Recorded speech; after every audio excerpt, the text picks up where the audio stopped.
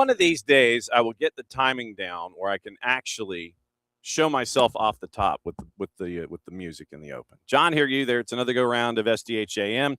Tuesday thoughts. We're going a bunch of different directions today, but when something comes across your desk at 9 o'clock, you kind of have to treat it as the broken news that it is, considering it is now a whole 6 minutes old. Breaking news from Fayetteville.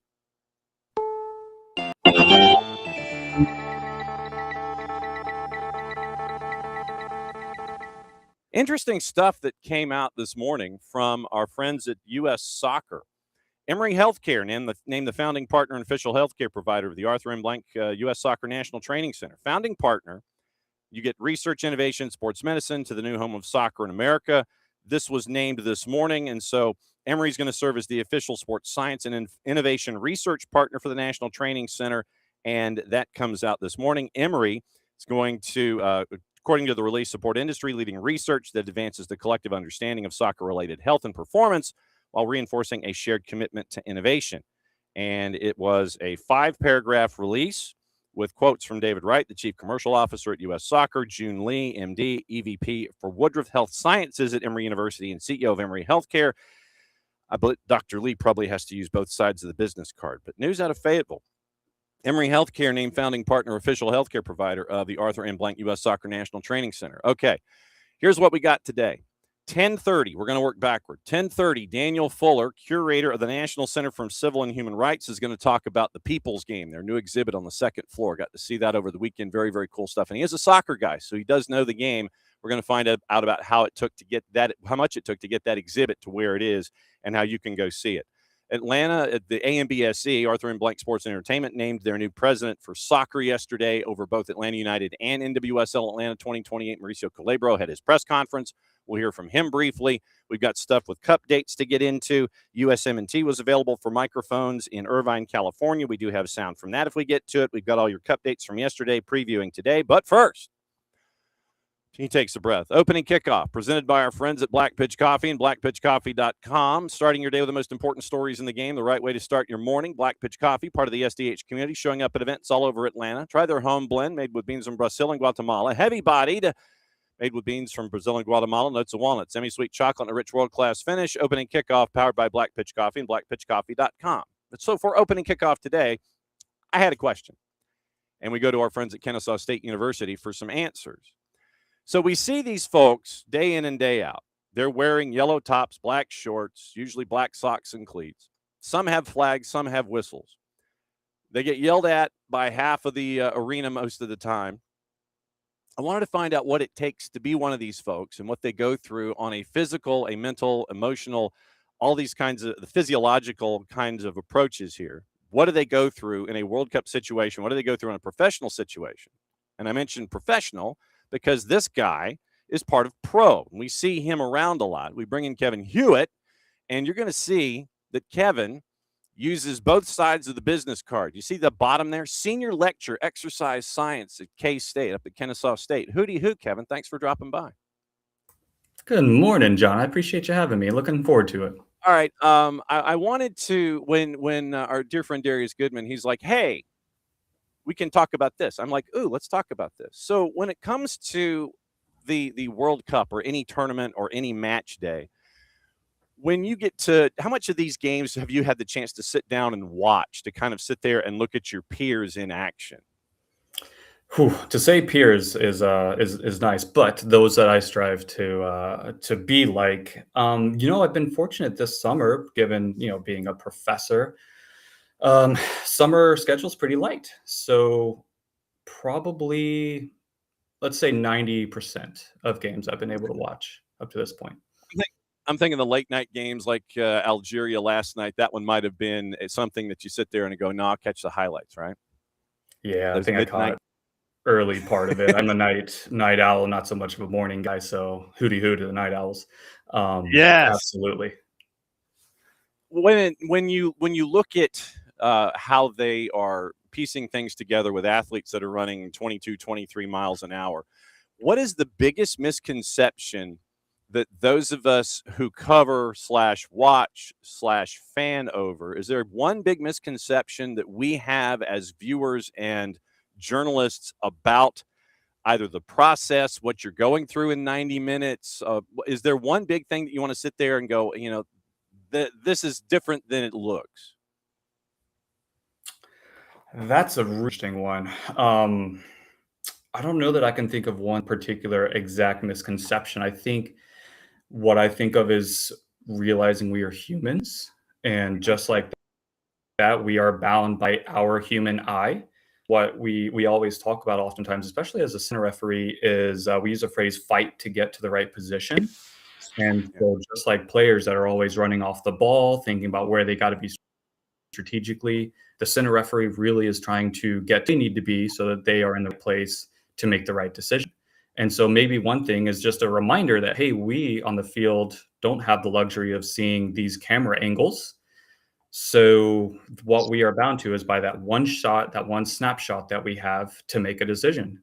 And so maybe that could be the reminder. I'm not sure that I could think of any particular misconception on that other than remembering that we are humans trying to get to the right place. And it could be as simple as a player running right across our vision, we being shielded at the wrong time where, hey, a decision could have been missed. How different is a mindset from being an AR to being a center ref on a game by game basis? Is it different tools in the toolbox, or are you kind of using offshoots? How different are those on a game by game basis?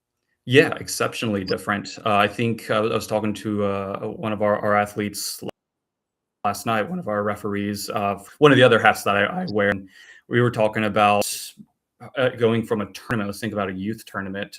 She would be going to a referee game, then turn around doing an assistant referee game, but also the traits that we look for in the people in our crew. As again, we are humans. We have to have our own teamwork, our communication. So we think about what we want to see in those traits. And so, like as a center referee, you think about being the leader of the team, and they're often going to be the ones, right? It's their final. So they're taking charge. They have that leadership. But as an assistant referee, which is more my trade, we tend to show our leadership in other ways. But we have to be very malleable, able to adjust to the referee and what he's looking for. If they are somebody who is very strong in their opinions and they don't need much from the assistant referees, that's possible sometimes. They might be others that maybe are new to a particular level, and they might need more help from their referees. So there are a lot of different things that we have to really turn on and turn off about that. And it's no different than a player going from a defender one game or even early on in the game, and then you hit 75th, 80th minute, they're down a goal, and hey, my center would go up. That happened from time to time as well. So differing positions definitely changes mindset of what we're trying to do and accomplish, without a doubt. Plus, you've got the personality side too. But yeah.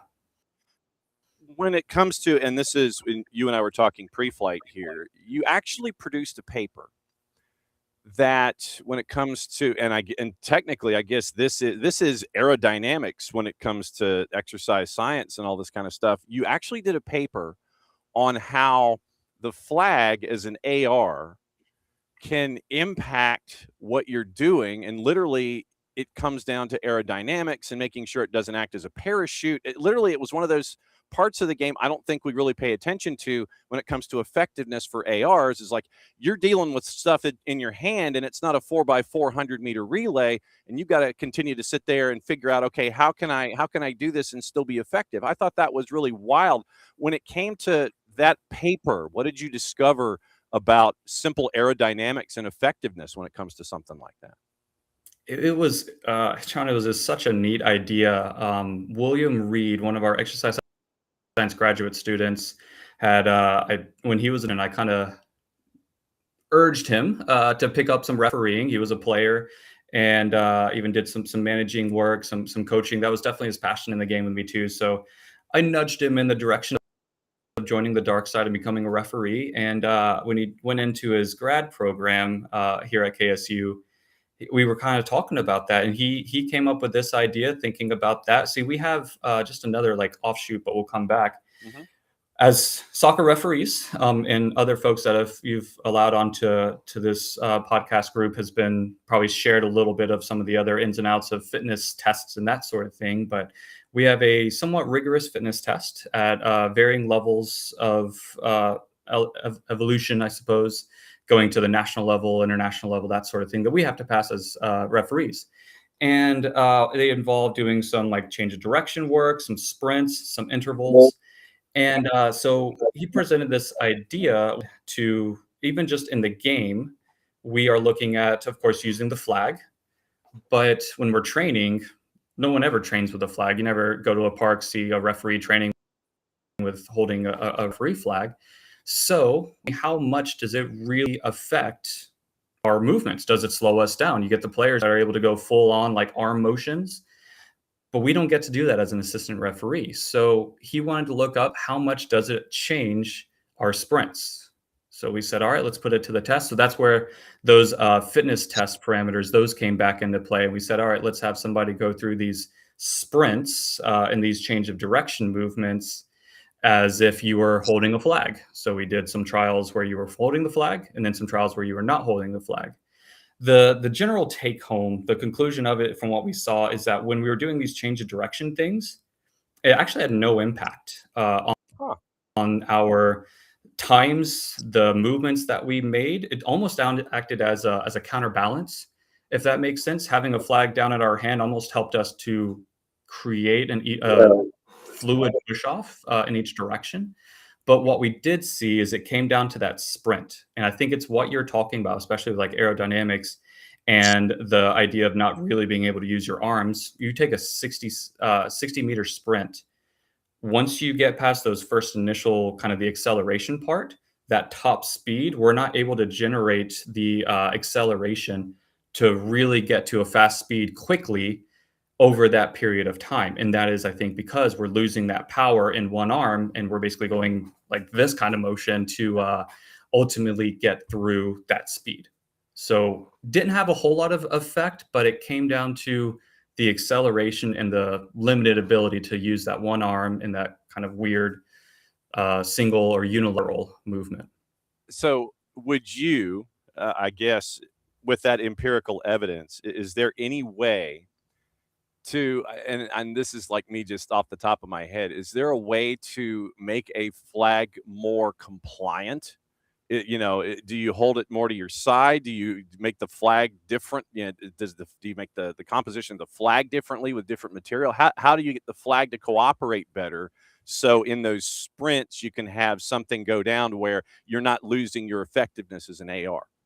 Yeah, I love that application. So these flags that we use, I mean, they're not heavy, but they're not weightless either. I think you could see anywhere around close to maybe a pound of weight, if that, maybe a little less. I can't remember exactly. There's differing, the market has a lot of different types of referee flags out there. At the higher levels, we tend to want to use heavier flags. Why that is, I don't know. We want to actually like feel our arm go up. I'm not sure what it is. Maybe we just want to act like we're big buff folks. But this is what I've always said, and as an assistant referee, if we are limited, we're so big on mechanics. My colleague Matthew Conger, he always kind of jokes with us being internationally about other parts of the country. They don't so much care about how you look; they care about where you are and did you get the decision right. But in our country, our coaches, our system, we're really big on, are you looking the right way? Do you have the right mechanics? All that stuff. So we are taught basically keeping a straight arm and running with very little movement. As a sports guy and as an exercise scientist, I'm looking at it thinking, I want you to be in the right place. I don't care how you look. If you have to run and this flag ends up going up like this, then do it, because you got to be where you got to be. So my first thought was, to heck with this whole keep your arm level at the side here. If you got to go, you got to go. And so recreate that sprint mechanism, in which case this piece from this study, if it's so much about the arm not being able to use it for sprint to drive power, then eliminate that and get that movement.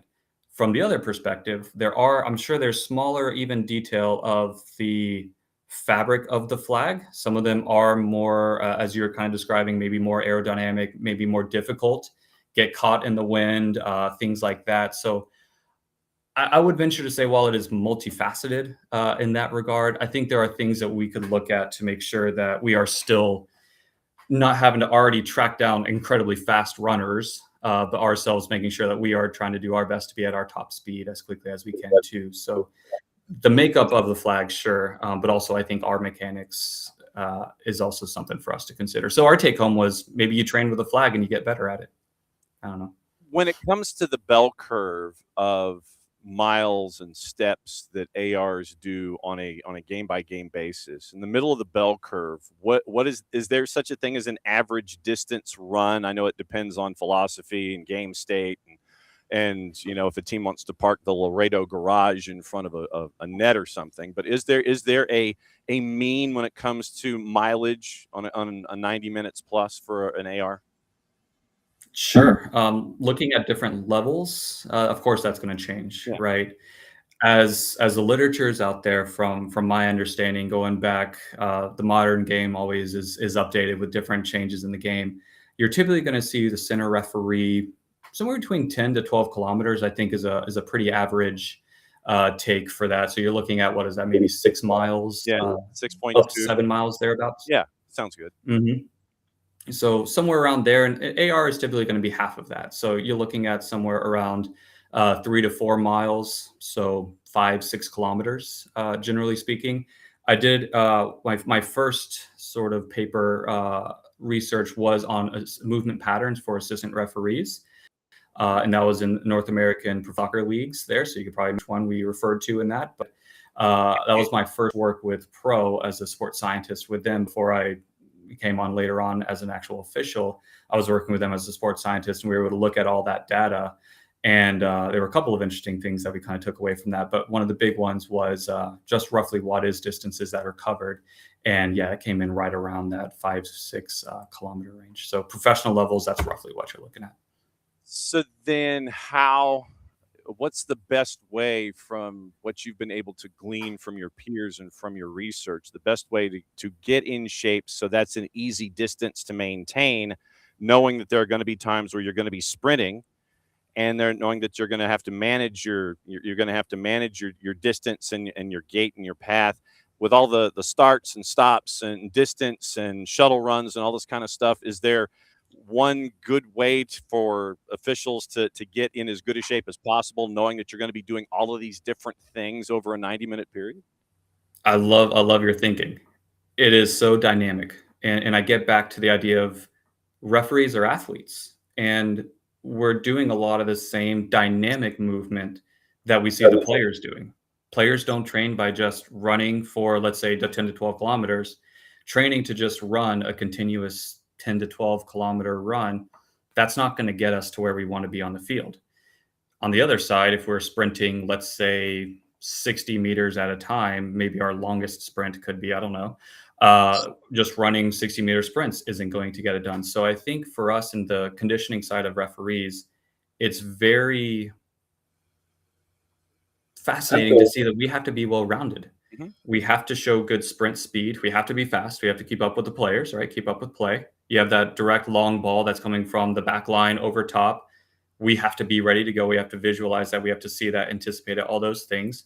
But we have to show good speed. We have to show good explosive movement. When you start looking in this tournament particular, and something that at least pro is really, really emphasizing, I think it's okay to say that, is movement around the penalty area is a really important thing to us right now, because the penalty area, as we know, is such a hot space. It's so important of a space, right? That's where the critical decisions often are made, that we have to be able to quickly move from one point to the next, so that we can see. Another little buzz phrase is space between players, because that's where fouls happen, right? Whether it's the two hands pushed in the back, whether it's the actual clip on the ankle, we have to always put ourselves in a place as a referee to see between the players. So explosive, small, dynamic movements around the penalty area, we need to have that. So we have to be thinking about things like plyometric movements, powerful movements, things like that. So we've got speed, we've got power. We do have to withstand a 90-plus minute match, so the demands of the match there. So we do have to have the aerobic component to it as well. But to what you're also saying as well, there are times where we are go, go, go, go. And then there are times where we are, okay, we can walk, scan, whatever. So then we're looking at anaerobic bouts. So you take the aerobic, we've got some anaerobic capacity, speed, and explosion. You're hitting a whole lot of different physiological factors here. Referees have to be really well rounded in that regard.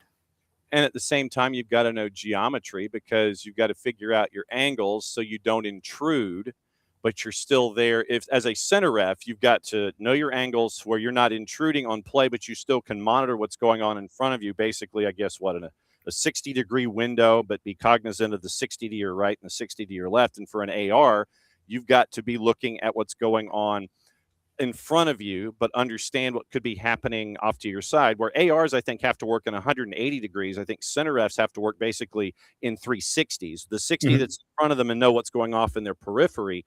How different a skill set is that? Yeah, John, it's exactly that, right? We kind of think about like two-dimensional view as an assistant referee sometimes. And I think that's hard for some people to realize is we're pretty bound as an assistant referee, put that hat back on. We're bound by our location, right? We have to be with the second to last defender or the ball, right? Whichever is closer to the goal line. So we can't just go wandering in a particular place to see something. So we're aware of each other's blind spots. Some of the best referees that I work with, they're always aware of my blind spots. And same thing on the other side, where we try to be aware of where the referee's blind spot is too, so that we know those angles. So two things that we always think about as referees are our angle and our proximity to play. And we can be as close as we want to. I still can't see through a defender. So there could be a tug at the shirt and I'm looking straight through their back. There's no way that I can see that. But on the other side, I might have my assistant referee who has that perfect angle to see that. So that whole teamwork side of things really comes into play there to know that. And just as you're saying too, one of the difficult things as an assistant referee, if I can shine some light on that, Yeah. when we are looking at a second to last defender and we have a close offside decision, imagine a ball from a right back who is all the way over there and being able to see this very tight decision straight in front of me with the ball there is a very difficult thing for us because we can't gauge exactly when that ball is played if we can't see it. So we have to practice things like peripheral vision, timing, and there's something called a flash lag that we have to take into consideration where when the ball is played, if it's in our periphery, there's a period of time between when our mind actually registers, hey, this ball is played, and taking a snapshot of the second to last defender and hey, is this player in an offside position? So we are looking at those things. Offside as an assistant referee is our number one responsibility, right? Nobody else can do that but us. So when that goes, a referee is going to see, hey, I know his focus here is going to be offside, so I'm going to handle fouls right here. It might be a time where our focus isn't so much on offside. Maybe we're looking at a boundary line decision. And if we don't have those two things, then maybe we can help out with fouls, maybe potentially misconduct and things like that. So there's focus, there's different areas where we're thinking about what kind of angle do I have? Do I have a teammate who has a better angle? And the communication that goes through, it's constant. Then on the mental side, with IFAB sitting there and coming into this tournament and saying, hey, you have all these new rules that you have to monitor. And you're going, thanks, boss. I appreciate that. How difficult is it with a rule change to navigate that, knowing how your brain has been trained up until that moment to purge the old law and then institute the new law and make sure that you don't stumble in a game situation where something like that could happen? I mean, I know it's more mental as opposed to exercise, but I guess it is a mental exercise. Yeah, man, I wish we had time to go into the mental components and fatigue and things like that. But the Look, best we got time and tape, so it's all yours, brother. We can keep going if you want. what I can give you is the most recent side of things. So obviously, this past year we've now introduced the 8 seconds for the goalkeeper, brand spanking new. We have to have preparation. I think preparation is the first and foremost things that we have to do is be prepared of those. Always studying them, and oftentimes in our pre games, we've been putting those things in for at least our first several games. Hey, let's make sure we remember these new rules being in effect or new laws. So the 8 seconds, oftentimes in my first couple of games when we instituted it, sometimes the assistant referee would have to kind of jump in. Hey, we make sure we're counting 8, 7, 6, whatever it is, and then you start to see the 5, the 4, and so on from there. So it might be as simple as just as a team, make sure we remind each other when those things are in place. And as long as we're doing our due diligence, we're used to it by now. We know every year there's some kind of a law change that we have to adjust to. And it might take a game or two. Usually we have a preseason where we can kind of get those in. For these referees at the World Cup, though, so these set of new rules, these modifications are being taken straight into the tournament, right? They don't have those preseason games. I don't think they did any of the games heading into the World Cup where we were instituting it.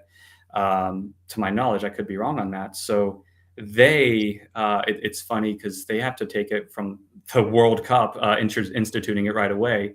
And I'm sure they had plenty of training on how they want to actually go about instituting it, where their kind of bar is, what they're looking at, examples of how they want it to be implemented. So it does take those adjustments, but we try to let everybody know, hey, we're all learning, and knowing what that looks like, I think, is pretty important for the all stakeholders, the players, the coaches, the fans, ourselves. All right, let's go added time and talk mental here. When it comes to the going mental and being mental and making sure that everyone that is attached to the game is at 100%. I mean, when it comes to the mental aspect, I mean, acuity is something that has to be kept. And I would imagine that, for someone with a golden retriever brain like me, it's going to be really difficult. If I ever wanted to be an AR or a center ref or something like that, I couldn't handle it. When it comes to the mental aspect of making sure that you're at 100%, that you're as sharp, you're not distracted, what goes into all of this that you've been discovering when it comes to all of your work? Yeah, John, in all your games, take analysis, everything. Can you think of a time where you've seen a player do something that they shouldn't have done, and you're like, oh, they lost their head for a second there? Can you think of any times, maybe recently, where you've probably had to say that? Yeah, that's a couple. Yeah.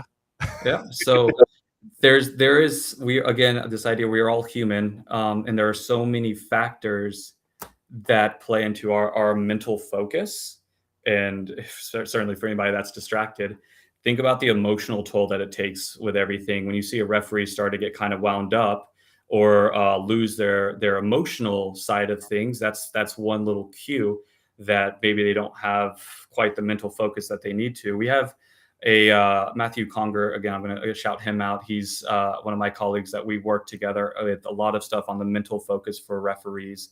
And he spends a lot of time on our emotional gauge, our cognitive load, and understanding that the more factors that we're having to play into a decision and also leading up to a decision, we think about priming for something. If we're anticipating a play, then we're not surprised when it happens, and we know where to be when it's going to happen. Just like a player trying to read play, trying to see, I've got a ball out wide, I need to make sure that I'm looking in tight with my attacker. We are priming ourselves on that decision, but also what are the emotional things that are going to distract us from other things? Are we thinking about our last decision? But then lastly, putting the exercise science hat back on, fatigue. And fatigue is that last one that, man, it clouds things up. When fatigue sets in, doubt starts to set in. We're a bit slower to be where we need to be. So now not only are we thinking about the decision itself, but gosh, I'm not where I need to be, or I'm taking the wrong path, angle. Now we don't have the proximity. So the emotional side, the thinking about regulating our thoughts, priming ourselves, knowing where we need to be, and also as fatigue sets in, all of that, which players experience as well. Yeah. But I think that's something that we're trying to shed a light on and seeing how can we really make sure that we're training to make sure that we're accounting for that stuff and pushing that to the side or even eliminating it as best we can. I think that's what you see at some of the highest levels, is they've found a way to really master that. And yesterday, I think, is an example of that. Say what happened in Philly with a 2-hour and 11-minute rain delay. And then basically you're coming out, the lightning is outside the 7-mile range, but you're still in a downpour. So you're in a match with one of the world, this planet or any other planet's top stars, and Kylian Mbappe. And you've got to be at 120% mental acuity and readiness for a match like that because of that star power that's attached and what you anticipate in those moments. Then the bottom just falls out and it turns into something short of a monsoon. Then you have the delay. Then you've got to get back up and running. Then you've got to finish the match in the second half. I mean, that to me, when it comes to being an athlete and all these ebbs and flows and trying to keep it from being a labor of Sisyphus at points, I mean, it just seems like there's a lot to navigate there. And you've got to compartmentalize, okay, I've got to tune this part out that's falling down on me all day and figure out how to still do my job. I mean, that to me would be a prime example of how to navigate something like what you're talking about. Yeah, for sure. That was wild to see, wasn't it? But they draw from experience too, right? Especially at the World Cup, you have to think they've seen just about everything in every condition, no matter where they live in the world too, because they do so many international games. That's an adjustment for everybody to be able to have to switch back on. At least it's a flat 45 minutes. We know that's what we have in front of us, right? When they came back from halftime, that's a big adjustment for everybody to have to make. Players, referees, everybody. So much time to sit and think about things. Yeah, think about things. What is your next paper, sir? I wish I actually had an answer for that. I know what I want. I won't go out and say what we're going to go for just yet, but as a lecturer, I'm not so much on the ability to drive my own research all the way through with my own particular workload. So it takes a team, and it takes the right team, and we have the team in place. You got your ARs there in exercise science for you? Absolutely so. So I'm hoping that we can do some things looking at this whole idea of the fitness test and considering some things there. There's some changes that are being made that are worth exploring, but we're hoping that we can do something with that. The U.S. Soccer is a fantastic partnership with Emory. I love that they're kind of going into that space and helping out. We'd love to see some kind of research being there in the backyard that we can do to kind of put some kind of partnerships together. But right now there's nothing brewing on the stove. All right. Well, then my last question for you is this: with nothing brewing on the stove, is there a topic that you have held off to the side that you haven't had the time to research that you would love to find a deep dive to get into? Is there a question that has been bugging the ever-loving ish out of you that you want to tackle? Is there an issue that you want to sit there and go, I want to figure out the why of X, WHY of X? What would that topic be off the top of your head? Is there a paper that's just been kind of sitting there that you want to sit there and really dive into, that there's a question that's been bugging the crap out of you that you want to get into for investigations? John, there is, and it's the last one that we talked about. It's the cognitive load. It's the decision-making part. I'm so fascinated with how fatigue affects our decisions. I want more on that. And there's a little bit out there. You think about the number of decisions in a game and then which ones occur late in the game and all this stuff. Like there's some out there that does exist. I want to keep looking at that further too and do some work on how fatigue affects the decisions that we make. Cool. Maybe we should both send emails to our buddy Chris Rivet over at Pro and sit there and go, dude, we need to tackle this. This is important. I can't thank you enough. And I think we beat the repair guys outside the house. They've been good. The Huet palatial estate. I can't thank you enough for doing this. If there's anything else down the line that you want to sit there and elbow your way in, seriously, you know how to get in touch. You know how to get into the studio, and you want to crash and sit there and go, I want to talk about this, at 5 o'clock or morning show on a Friday afternoon or something. So, hey, I want to talk about this. You know where the key is now under the mat, so you can come in anytime. Seriously, thanks for opening the door on all this kind of stuff. I know it's kind of third dimension material at points, and folks have to really kind of be dug into it. But there's a lot that goes into being an AR and a center ref that we don't know about, that really takes a lot of math and trig and a bunch of stuff that we don't think about to make sure that you guys are doing your jobs. I can't thank you enough for opening the door on this. I really appreciate it. John, thank you so much for having me. I'll leave you with that idea of we are all stakeholders in the game, and I think we all learn from one another. And so just as I know referees, I hope we can be vulnerable enough to ask questions to players and coaches on perspectives, and I hope that it can kind of be reciprocated too. So I'll leave you that last idea that we can all learn from one another in some way, shape, or form in this game. So I'm super thankful that you brought me on too, and thanks for the time. It'll be fun. All right, go get your coffee, be properly hydrated, and we'll catch up with you soon. There he goes. There he goes. There's Kevin Huet. That was cool. Like I said, it was something that and K-State was like, hey, we've got some stuff that we can get into here. And it's like topic. Ooh, I want to talk to Kevin, because there's that three-dimensional stuff that we don't necessarily get into or understand. Like I said, we just see folks running down touch lines and things with flags. And like I said, when I stumbled across the paper that was written, I'm like, does that slow them down? Does it act like a parachute? You have to be aerodynamic when you're running. Literally, it just kind of opened from there. And can't thank our friends at K-State enough. We're going to have some K-State visitors tomorrow, and then we're going to have them again next week, and kind of just as a rolling expert and Q&A session with our friends at Kennesaw State. And thanks once again to Darius Goodman for helping us out and orchestrating all this kind of stuff. And like I said, I'm glad we beat the construction crew that was going to be banging, hanging, and clanging outside the Huet estate. So I'm glad we got that. All right, that was opening kickoff, brought to us by our friends at Black Pitch Coffee, blackpitchcoffee.com. Starting your day with the most important stories in the game, right way to start your morning. Black Pitch Coffee, part of the SDH community, showing up at events all over Atlanta. Try their home blend made with beans from Brazil and Guatemala, heavy body, notes of walnut and semi-sweet chocolate, and a rich world-class finish. Opening kickoff, powered by Black Pitch Coffee and blackpitchcoffee.com. All right, so there we go. It is time to talk about stuff, meaning the stuff on the field.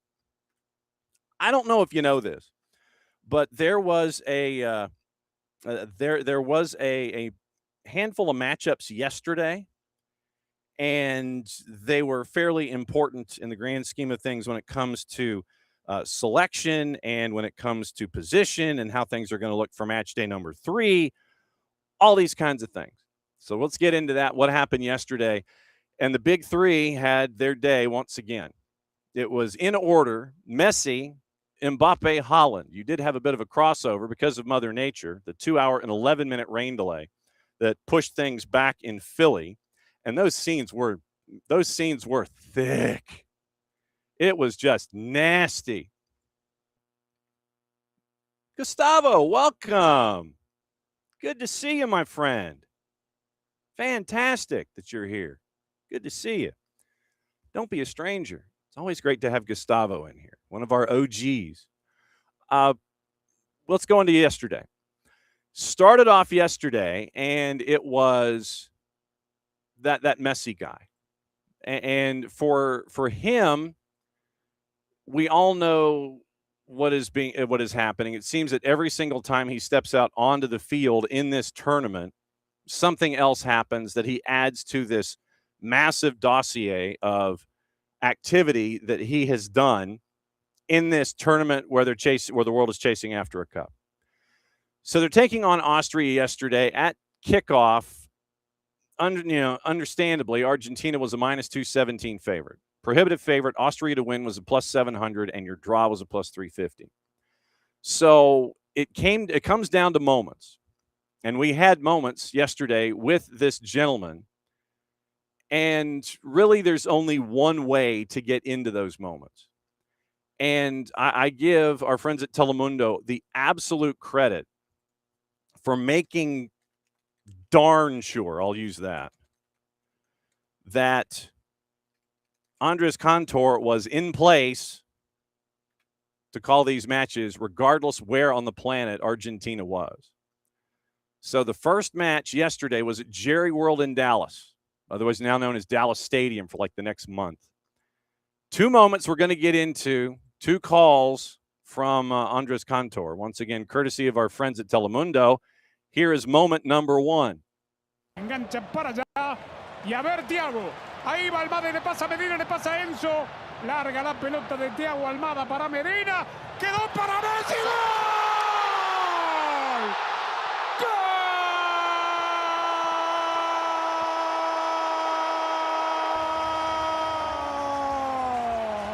El máximo goleador en la historia de la Copa del Mundo, Lionel Andrés Messi Cucitini.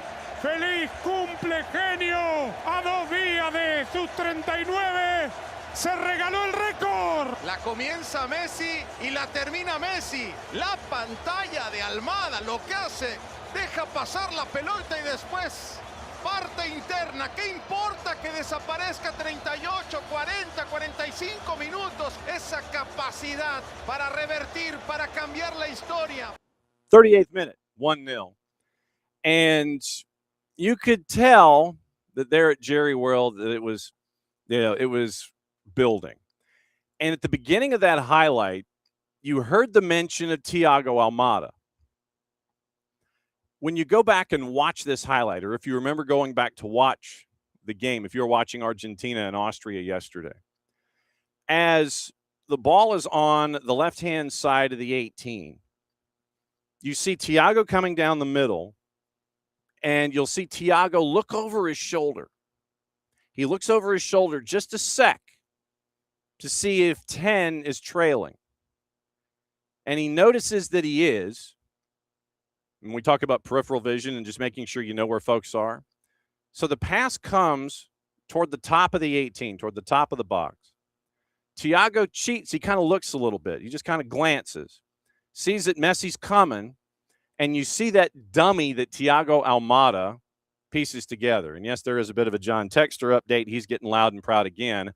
And I've got to write that down that we've got to find out what the latest is there. He was contesting some printed reports, and it was on, I believe it was on his 280 character app account that he was doing it. So I wrote it down so I didn't forget it. Probably won't have time to get into it today.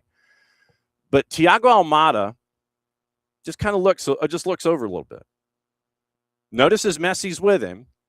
The dummy that Thiago gives forces the Austrian defender to have to account for him.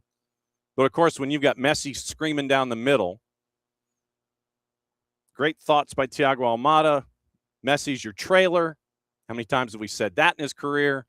Smashed it into the net to make it 1-0. And so you're wondering when Argentina is going to get that second. The answer was at 90 plus 5. It took a while. But once again, with Austria trying to defend, sticking with the play, Messi gets goal number 2. Once again, courtesy of our friends at Telemundo Deportes.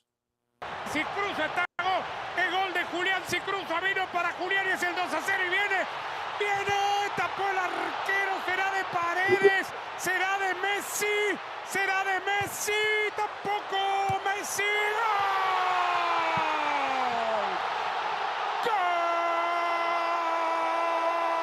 La sacan de la raya y ahí sí, sin portero, Lionel Messi entre las piernas. Gol 18, quinto gol en Copa del Mundo en esta edición 2026. Es líder de goleo, 3 puntos.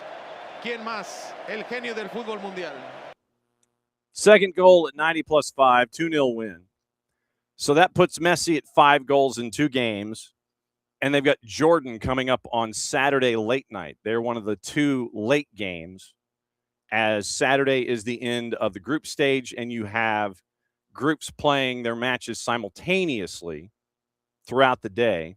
That includes here at Atlanta Stadium with the Congo and Uzbekistan. But Argentina late night Saturday against Jordan. Messi now with 5 goals in this World Cup. And somebody asked Scaloni, and it's like, man, I just run out of things to say. I'm paraphrasing there. But with what happened with Argentina yesterday.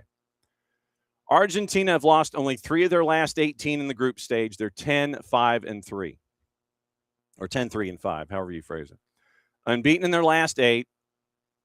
They've lost only 2 of their last 18. Second time in 19 participations that Argentina has opened up a World Cup campaign back-to-back clean sheets. All-time top goal scorer in World Cup history, and that was mentioned in the highlight, 18 goals. 2 ahead of Miroslav Klose. Cristiano Ronaldo is at 15. Gerd Muller, Kylian Mbappe are at 14. You anticipate that Kylian Mbappe is going to pass Messi at some point. Top appearances in World Cup history, Messi now with 28. Lothar Matthäus at 25. Klose at 24. Maldini and Cristiano Ronaldo at 23. Messi's opened the scoring in 7 of Argentina's last 9 fixtures.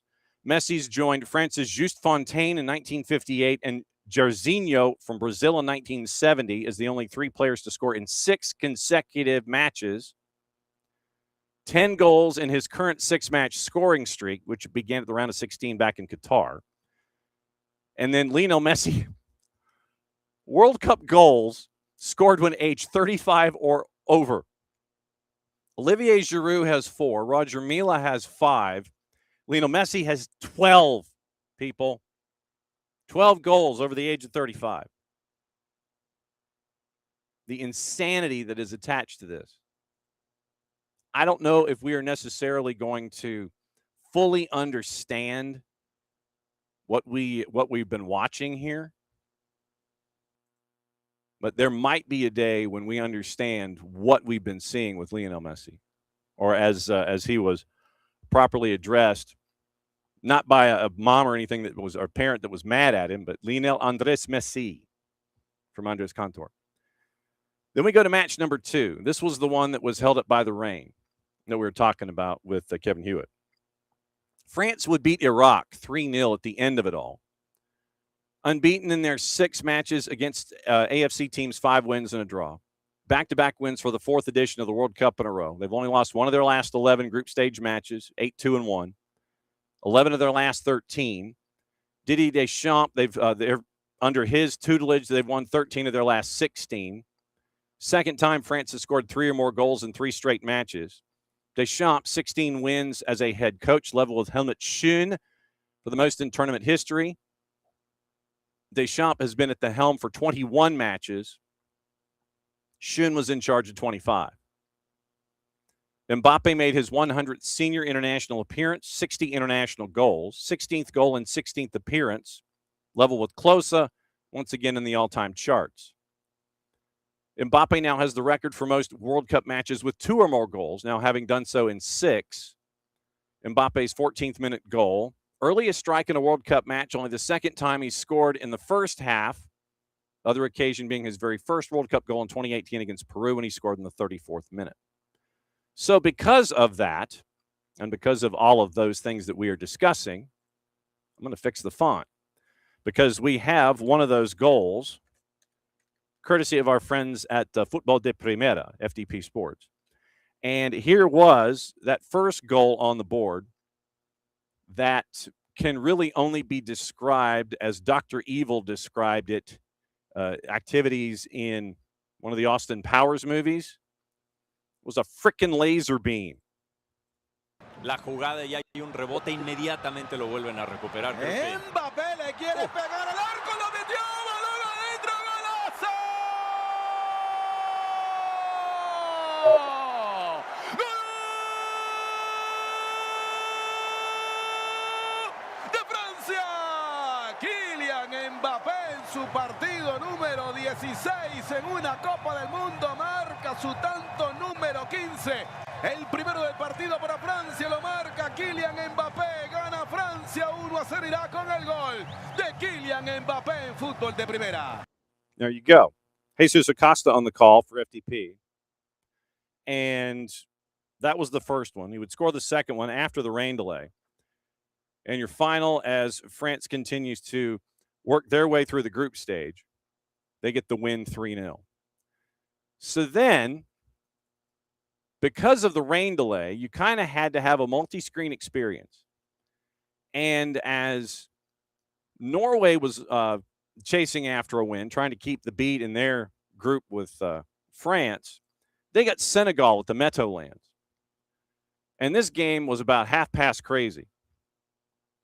It was back and forth. The Senegalese, not intimidated by anyone, any place, anytime, anywhere, and twice on Monday. They don't care. And no, you don't have a defender that you can truly go 1v1 with Erling Braut Haaland. But if they're going to score, then we're going to score. Literally, you're just going to try to take the over and figure out what was going on. Just to break it all down, just to give you an idea. So Pedersen scores in the 43rd, 1-0 at the break. Okay, cool. You kept Haaland in check. Haaland scores in the 48th to make it 2-0. Ismaila Sarr scores 5 minutes later to make it 2-1. Haaland scores 5 minutes later to make it 3-1. Sarr scores again with a scramble in front of the net at 90+3. And they had about 8 minutes after that because that was at 90+3 and you had time and subs and stuff that was added on. So 3-2 Senegal, once again, at the end of it, loses to Norway, but Norway wins at 3-2. So you end up with 2 goals for Erling Haaland, 2 goals for Kylian Mbappe, and another 2 for Lionel Messi. So the Golden Boot standings, once again, 5 for Messi, 4 each for Haaland and for Mbappe. Argentina wraps up their group stage once again late night Saturday. And it will be intriguing to find out what that lineup is going to look like as Argentina goes up against Jordan at 10 o'clock on Saturday night. At the same time that Austria takes on Algeria, probably is in a win and in situation for the winner of Algeria and Austria. So Argentina, once again, minus 435 going up against Jordan at a plus 1,500. Messi's got 5 goals. So we'll see what happens in that one. But then you have Haaland and Mbappe going head-to-head as one of your leadoff games on Friday, 26th. 3 o'clock in the afternoon, Norway and France. France, obviously a big favorite. And that was pretty much what Erling Haaland said in the mix zone. He said, don't care about my goals, and France is probably going to win the tournament. So, big 25-second soundbite of Scandinavian honesty, or at least what he was mainly thinking. So, batting leadoff on Friday, Norway and France. The late game on Saturday is Argentina and Jordan. So Messi gets to look at the other two going up against each other, probably canceling each other out for late night Saturday while they bat leadoff on Friday. So what? 7, and so it's about 30 extra hours of rest for Messi in the group stage finale against Jordan. Then the late game last night. For all of you sickos, and we know you're out there, and we love you for it. It was at Levi's. How do we know? Because the tarp was covered in Levi's fashion. At San Francisco Bay Area Stadium, Jordan had the lead in this one. Al-Rashdan scores in the 36th. It was 1-0 at the break, but then Algeria comes storming back. Ben Bouali in the 69th. Guiri in the 82nd. Algeria comes back. So, Les Fennecs de Laurence. The Phoenix, the Desert Foxes of Lawrence, Kansas, get the 2-1 win. Big win for them. So we look at the standings once again from the groups that played yesterday. And we'll get into your previews here in just a little bit for what's happening today. So everything is still to play for in Group G. Egypt, Iran, Belgium, New Zealand.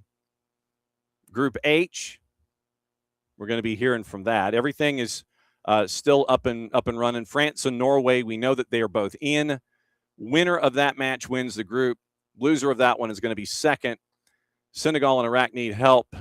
One of them's got to win, and then you've got to win with distance. Senegal in goal difference right now is at -3. Iraq, having lost their 2 matches, is at a goal difference of -6. Group J, Jordan is out after the loss. So you wonder how Jordan is going to look against Argentina. 5 goals scored. They've won the group. Argentina takes on Austria, Algeria. And so Argentina takes on Jordan. Austria takes on Algeria. Late night Saturday, that's going to be the end of Group J. So Jordan is out. And so then we get into what is happening today. It is Group K and Group L. So your numbers and your juice boxes here. 1 o'clock Eastern time, Portland, Portugal and Uzbekistan.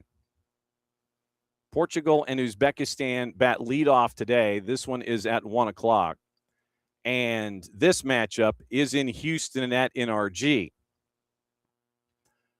Roberto Martinez was asked at the MD-1s what he thought meaning his team, what Portugal's biggest weakness was heading into this match. And here was his answer once again. Roberto Martinez, head coach of Portugal, heading into the matchup with Uzbekistan in about 3 hours' time. It sounds more an answer than a question, I must admit. No, I think in football, the perfect team doesn't exist. I can tell you that. It's a sport that is played with the feet, so the teams that they have the ball, that they got the possession, that they want to get in the final third, they can be more open in set plays, they can be more open in counterattack. The teams that they are well organized, that they play without the ball, then they got problems in other aspects. So we need to be ourselves. We respect immensely the experience of Fabio Cannavaro and what he's doing with his team. It's always difficult to play against teams that they got no real expectations in a big tournament, because for Uzbekistan to arrive here is a big celebration. We respect them immensely, and we need to be ready for what's going to be a really challenging game, knowing that every team in the world has their weak points and their strong points. Roberto Martinez leading into the matchup against Uzbekistan. That one, once again, 1 o'clock this afternoon at NRG on your favorite network of choice. After that one, it is England and Ghana. England is a minus 526. The Ghanaians are a plus 1,600.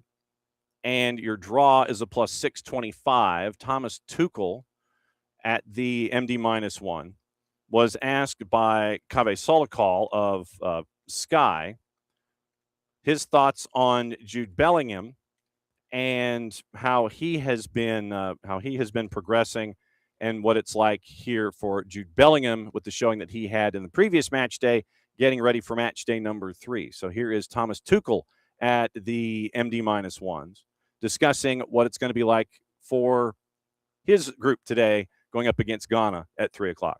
Jude Bellingham looks very happy and he's playing very well, especially in the second half against Croatia. How much of that is down to him and how much of it is down to you? Everything is down to him. If he shows everything what you see is down to him. It's his talent, it's his ability.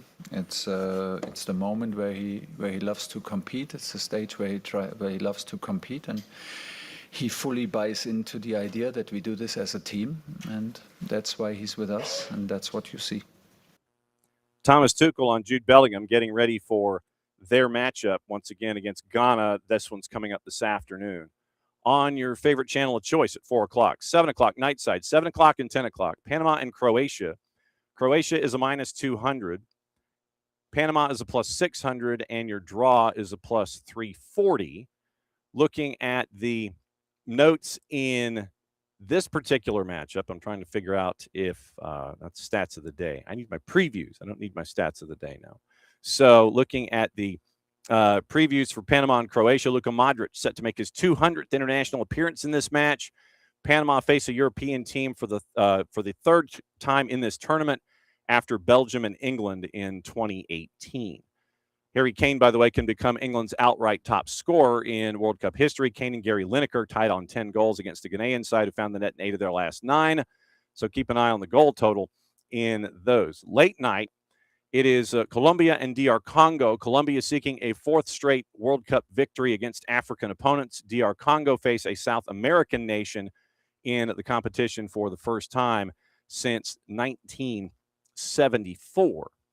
So Luka Modric, once again, as you're trying to put a bow on his career, there is a discussion that he will retire after this tournament, however deep Croatia goes. So that's your 4 matches there for today.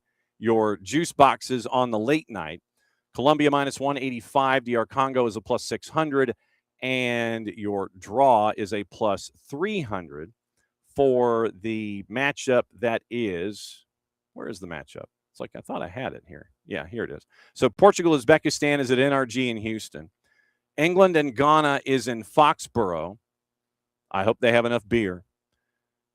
7 o'clock, Panama-Croatia is in Toronto, and in Group K, DR Congo and Colombia are in Guadalajara, 10 o'clock Eastern time on your favorite network of choice. So that is the rundown of everything that happened yesterday and could happen today. And obviously, once again, we'll keep an eye on stuff as we go here and get you ready for a very, very busy day toward the end of the group stage. Group stages, once again, going the rest of this week. Saturday is going to be the tail end of the group stage, and we'll have everything for you as we go. Starting tomorrow is when you determine match day last. 6 matchups tomorrow, 6 matchups on Thursday, 6 matchups on Friday, 6 matchups on Saturday. Then we get into the knockout. So let the chaos begin with match day 3s starting at 3 o'clock tomorrow afternoon. It is 3 o'clock, 6 o'clock, and 9 o'clock. Morocco and Haiti will be here in Atlanta at Atlanta Stadium. Haiti has been eliminated from the tournament, but they can be a big spoiler for Morocco. Haiti, by the way, right now is at a plus 1,600. Morocco a minus 556, and your draw is a plus 650. So now that we are past the top of the hour, it is time for our hydration break, brought to us by our friends at local Vine Beer, Wine, and Liquor stores. 2 locations here in the Atlanta area, Johns Creek and Cumberland on the Cobb Parkway. And we're thankful for them for opening the doors to us for a Saturday morning. This last Saturday, it was great to see everybody that was wandering into the door to take care of all of their needs early on in the morning, maybe mimosas, I don't know. But it is hydration break time. Local Vine Beer, Wine, and Liquor stores, thanks for being great partners with us here at SDH here in the 2026 calendar year. So hydrate away, people. I need like hold music or something.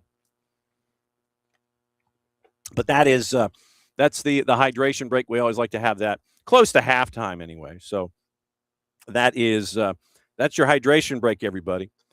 And we're going to keep rolling with what is going on in and around the planet with coming up bottom of the hour, Daniel Fuller, the curator of the National Center for Civil and Human Rights, for their new exhibit, The People's Game. And it's going to be a fun conversation because Daniel is a fan of the sport. And it was fun catching up with him and everyone at the center on the weekend.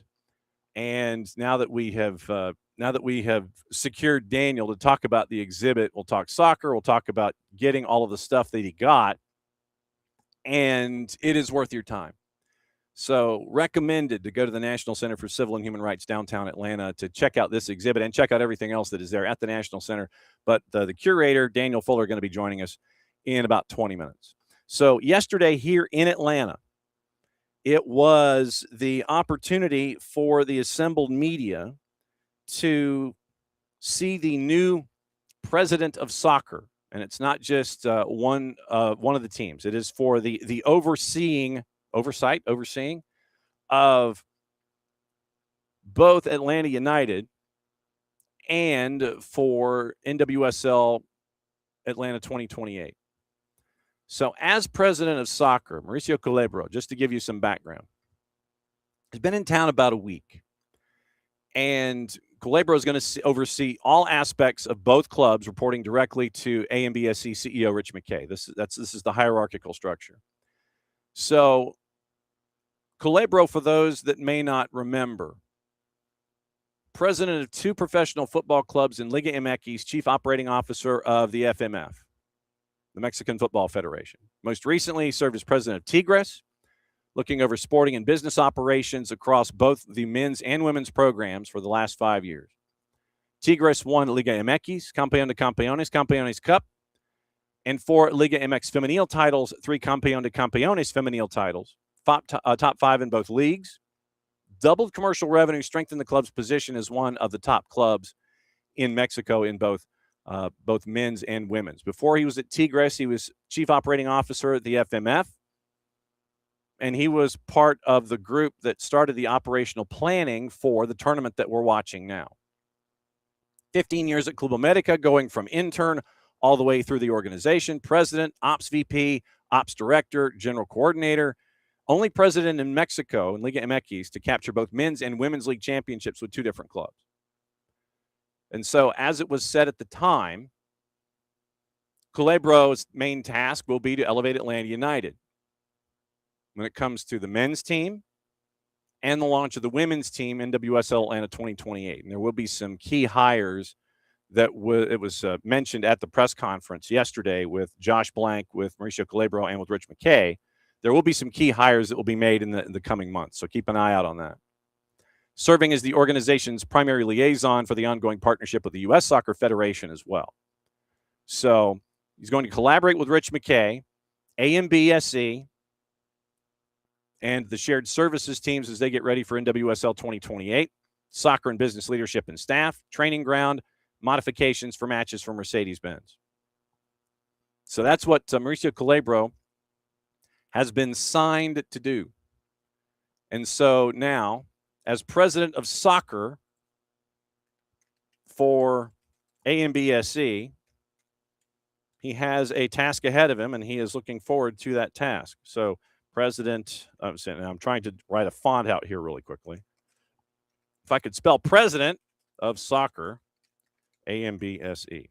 So, yesterday, Mauricio Calabro was with the assembled media, and here is part of his conversation that he had with the media, and here is Jason's question about the women's team specifically and what Calabro is looking to do out of the blocks. One thing that is different from when I started at Club American, we started the women's team, is like in that time the league just told us, you know what, you need to have a women's team, but we knew from there that we wanted to create something different, and we didn't want the women's team to be like a part of the whole team. We wanted to build something with its own identity, and I think that was a great experience. I think we took like a leap start going from there, and then during the time we've noticed that they are different. I mean, the way you need to build a team, it's very different, the women's from the men's. They're very specific, and I think they share obviously some core values like identity, like core values, and I think what I've learned in building one team and taking the other team to the next level is going to be very helpful here.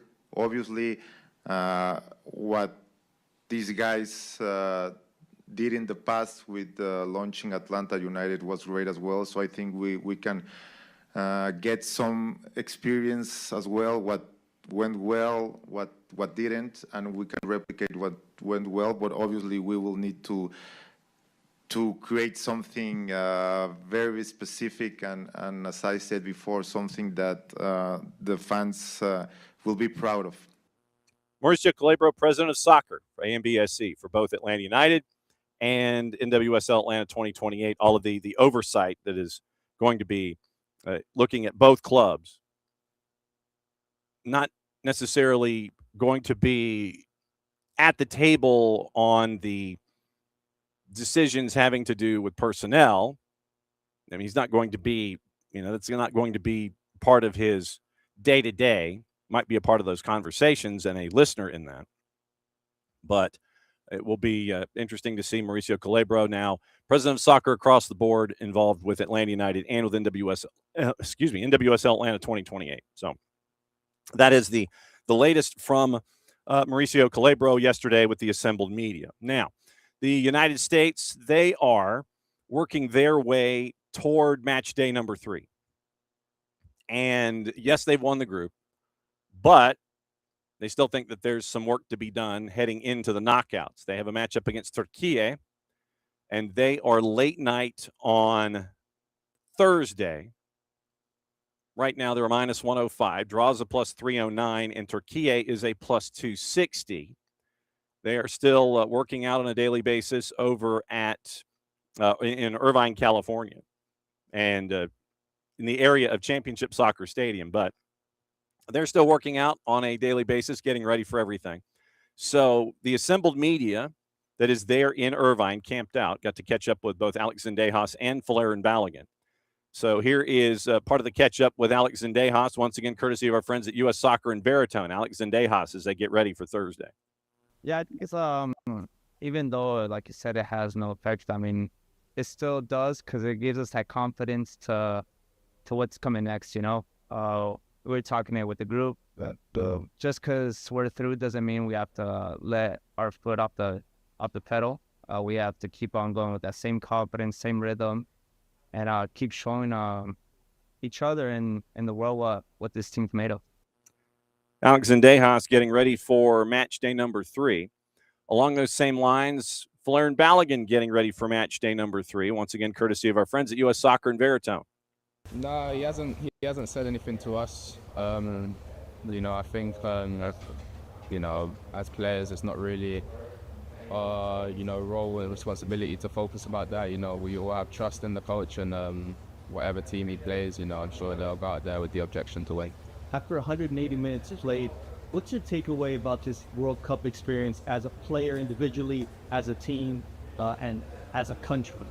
Yeah, for me it's cool, it's my first World Cup, I'm enjoying it. I'm enjoying the stakes, I'm enjoying the pressure, it's what brings out the best in me, so I'm very excited. Valerian Balogun getting ready for match day 3 against Turkey, late night on Thursday. And so that is where we are with the U.S. men's national team as they get ready once again. They're into the knockouts and trying to stay in as tip-top a condition as possible. Head coach Mauricio Pochettino has alluded to there being some differences, maybe getting some guys some minutes, some guys some reps. So the lineup will be interesting. Layout will be interesting. Who gets minutes will be interesting, and how many. How many will Christian Pulisic get? Will he just get out there to get the engine warm and get it turned over?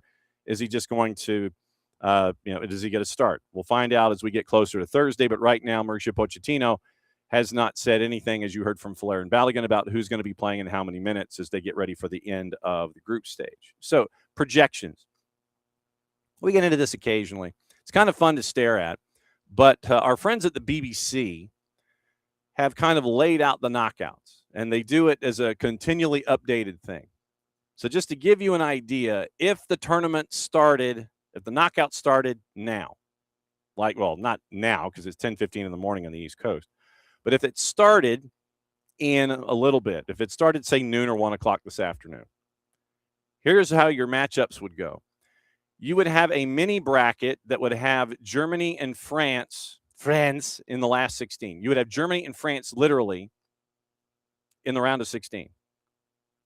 They get through that, then they get South Korea, Switzerland, the Netherlands, and Morocco. So the winner of Germany and France would have it easy once they get past each other in the round of 16. The U.S. would be slated against Algeria with the late night win, and it would be a matchup on July 2nd. They would have Egypt and the Czech Republic in the other part of their mini bracket, which would mean that you would get Spain possibly in the quarterfinals on July the 10th. So that would be your USA path, and it would be Spain in the quarters. Brazil, Japan, Ivory Coast, and Norway in one mini bracket. Cabo Verde would be in. They would be taking on Mexico. England and Portugal, the subplots there are off the charts. Like I said, this is as if the knockouts were to start this afternoon. England and Portugal in the first round of the knockouts. Somebody's going to be taking it on the chin on July 1st. Argentina, Uruguay. Then they would get the winner of Australia and Iran. So Argentina would have a pretty decent run at the bottom of the bracket. Canada, Belgium, Colombia, Paraguay. So if you look at Argentina, then you would probably have, if you think that Argentina, as you filled out your brackets, would be making their way through as they're chasing after a repeat, you would probably have something along the lines of Argentina, England, Argentina, Brazil in the left-hand side of the quarters. And then you would probably have Argentina versus France in the semis on the left-hand side of your bracket. So that would be how that would look, and that'll be fun. So that's your early look at how things are if it was to start today. But once again, we still have a couple of match day 2s to get into and match day 3s for the remainder of the week, and we'll kind of keep an updated look on that just to kind of see where the predictor is when it comes to who could be in, who could be out, and what it's going to look like. So that was that was your projection as to how it looks today. So we'll keep an eye on all of that. Like I said, that's just kind of the fun part of the whole thing, but we'll keep an eye on that as we go on a daily basis here on the AM. Once again, coming up in about 10 minutes, it's going to be Daniel Fuller, the curator of the National Center for Civil and Human Rights, downtown Atlanta. They've got a new exhibit, the People's Game. We're going to talk about that, how they assembled all the stuff, and maybe talk a little soccer with Daniel too, because Daniel might end up being one of our experts just down the line, coming in and crashing and giving opinions on a random basis. So we'll see. But it should be a fun conversation, something that I got the chance to see on the weekend. And if you're in the Atlanta area for the next year, then we'll let you know. Like I said, go see this. Definitely is worth your time. Going to the museum is worth your time. But obviously, going to the National Center is worth your time. But once again, go see this exhibit if you're a fan of the sport. And we'll get into all of the care that went into this exhibit, which is extraordinary. And we'll get into that coming up here in about 10 minutes. All right. Gossip, rumor, innuendo, and headlines. I'm trying to sit here and check off all of the things that I have on my list because I don't want to miss anything coming up. And if I miss anything, then obviously it'll be done after Daniel toward the end of the show. But gossip, rumor, and innuendo, what to watch, where to watch it, how to watch it. I think that's going to be the easy part. The what to watch part, that's going to be the easy part because we know where it's going to be. We know what it is. And so let's get you into the rumors. Christian Pulisic back in training, by the way, for the United States. And so he'll be not quite full song, I would imagine, but obviously as you continue to run your way into the knockouts, that's what you're going to be keeping an eye on. So your rumors, as we know them, Real Madrid have Erling Haaland on their radar, according to Sport. I would imagine everybody has Erling Haaland on their radar. Sport reports club president Florentino Perez has outlined him as a potential signing should they part ways with Vinicius Jr., who is going to enter the final year of his contract next week. City contract runs until 2033, so any transfer would cost upwards of 200 million euro. Los Blancos also have interest in Michael Olise and could make a move for him after the World Cup. Arsenal looking at Midtjylland winger Dario Osorio, according to the Standard. Gunners reported to hold a long-standing interest in the 22-year-old prospect, compared in style to Alexis Sanchez. With his 25 caps for Chile, Osorio has also been linked with Bournemouth. Arsenal, Bournemouth. Spurs interested in Manchester United winger Marcus Rashford. The iPaper reports that Spurs are set to make the 28-year-old their next priority in the summer window, hopeful of negotiating a lower fee than the £25 million release clause in his loan deal at Barca. Rashford would reportedly prefer to remain in Europe. Red Devils have no plans to consider a second loan move for him at Camp Nou as they want to offload him permanently. Atleti lining up a move for PSG winger Lee Kang-in, according to AS. Talks reportedly moving forward with the 25-year-old. Keen on making a switch to the Wander Metropolitano. PSG would be willing to let him leave if they get an offer close to 35 million euro. South Korean international did not make a single start in Champions League last season. Tough competition, obviously, on that roster for the attack for Luis Enrique. Newcastle planning to move quickly to sign Monaco midfielder Lamine Camara, according to Football Insider. Magpies are reported to have been watching the situation after IDing him as a replacement for Sandro Tonali, who has been linked to Spurs. Any deal is not expected to be completed until, obviously, after the World Cup. Kamara starting both of Senegal's matches so far. PSG have stalled in contract talks with Bradley Barcola, according to Fabrizio Romano. Set to enter the final 2 years of his deal next month. No progress made. Liverpool and Arsenal at the front of the queue. Report adds that United are dreaming of signing Aurelien Tchouameni, the 26-year-old France international, as an ideal replacement for Casemiro, who is bound for Messi and friends and Inter Miami. Julian Alvarez told the four-letter that he wants to leave this summer. Previously reported Barca, PSG, and Arsenal are interested. Real Madrid also said their 150 million euro bid was rejected. Real Madrid looking to bring in another center back. They're kicking the tires on Arsenal's Piero Hincapié. The deal would be complicated as Arsenal only signed him from Bayer Leverkusen last summer on a loan deal with an obligation to sign permanently on July 1st. Barca interested in Manchester United striker Benjamin Sesko from Ekrem Konur. Arsenal have made Aston Villa attacking midfielder Morgan Rogers their number one priority, according to The Guardian. Barcelona have been informed that Harry Kane has no plans to leave the Allianz Arena. That is from Sport. The four-letter paper, once again, Spurs dialing up a new approach for Sandro Tonali. The three-letter paper is now into the discussions. Manchester United open to parting ways with Manuel Ugarte. Evening Standard, Chelsea are not currently planning to make a move for Spurs midfielder Lucas Bergvall. Leipzig hopeful of persuading winger Yan Diomande to stay at the club, offering him a new contract with a salary increase amid interest from PSG and Liverpool. That is from Philippe Heinz. Juve defender Gleison Bremer wants to stay beyond this summer, recently linked with Bayern Munich. That's from Gianluca Di Marzio. Di Marzio also reporting that AC Milan are looking at Sporting midfielder Morten Hjulmand and winger Francisco Trincao. We'll ask Nino about that one on Thursday. Football Insider, Hull City and Ipswich exploring a move for Birmingham City striker Jay Stansfield. Fabrizio Romano, Feyenoord, and Japanese international striker Ayase Ueda have received approaches from Premier League and Bundesliga clubs. Remember, Ueda came up big in the last match for Japan. Nigel Ashira has also added that Atleti attacking midfielder Thiago Almada is on the radar of clubs in Saudi Arabia, and Morten Frendrup at Genoa is attracting interest from Besiktas. So since Thiago Almada is on the books, let me go ahead and find our John Texter update. Let me find it because he was on the 280 character app. And quick note from the city. Free public Wi-Fi now available at Centennial Olympic Park, City Hall, and across the AUC as the World Cup is here. Wi-Fi hubs helping people connected. So free Wi-Fi, Centennial Olympic Park, City Hall, and the Atlanta University Center.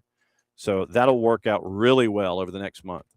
So John Texter, yesterday, a Rio de Janeiro court has ordered restoration of political rights to Texter in the Botafogo SAF.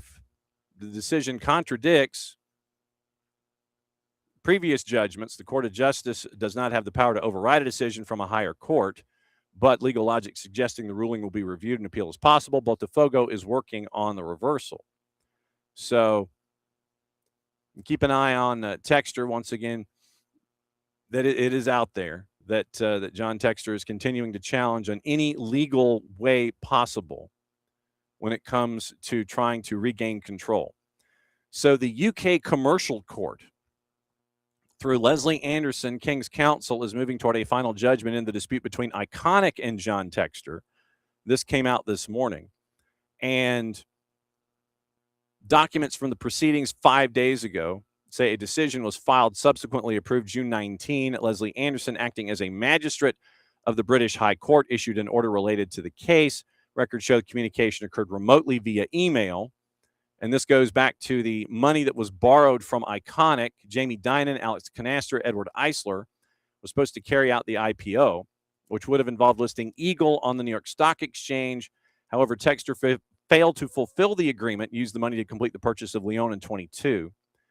In the case involving Iconic and Texter, the controversy revolves around the alleged breach of obligations related to the IPO process, a matter that has been discussed before British commercial courts. UK commercial courts are frequently chosen, according to Gazzetta Botafogo, to resolve business disputes because of the tradition of English commercial law and the predictability of their decisions. And Anderson's actions suggest the case has reached a relevant procedural stage, since the issuance of a court order after the trial may represent the consolidation of determinations it will affect. So, experts point out that litigation involving IPOs often has financial repercussions because it can involve valuation, participation rights, expectations for investors, contractual obligations, and compensation for losses. Expectation now, full disclosure of the grounds. Only after complete publication of the court documents will it be possible to determine with precision what's going on. Iconic is the favorite to win the case. Full trial could take place between July and October of this year. Final decision to be made, putting an end to the dispute. I wouldn't hold my breath on that. For Botafogo, Iconic's victory could symbolize a coalition with GDA Luma, since Texter no longer has resources from Eagle Bidco. If it's a loss, Iconic could have minority stakes in Botafogo or Lyon. Texter lost to Iconic in the first instance in the appeals court back in January. So it's kind of a John Texter update. It would probably take us another show entirely to continue updating on John Texter. So it is now bottom of the hour. And I thought about filibustering for another 30 seconds or so, but I don't know if we can do that. But it is time to go to downtown Atlanta and catch up with a dude who is a big old soccer fan. We're going to get into his soccer fandom, and we're going to talk about a really cool exhibit, the People's Game at the National Center for Civil and Human Rights downtown. And it is our man, Daniel Fuller, to talk soccer and stuff. What is up, Daniel? Hey, how are you? Better now. Great to hear your voice. It was great to see you over the weekend. What has the initial thoughts been for folks that have wandered in to see the exhibit up on the second floor? Man, I don't know. It's cool. I think people are just happy to see, this combination of stories. I think people really like this mix of the international stories with things that hit closer to home. with soccer in the streets and the Fujis out in Clarkston, Georgia.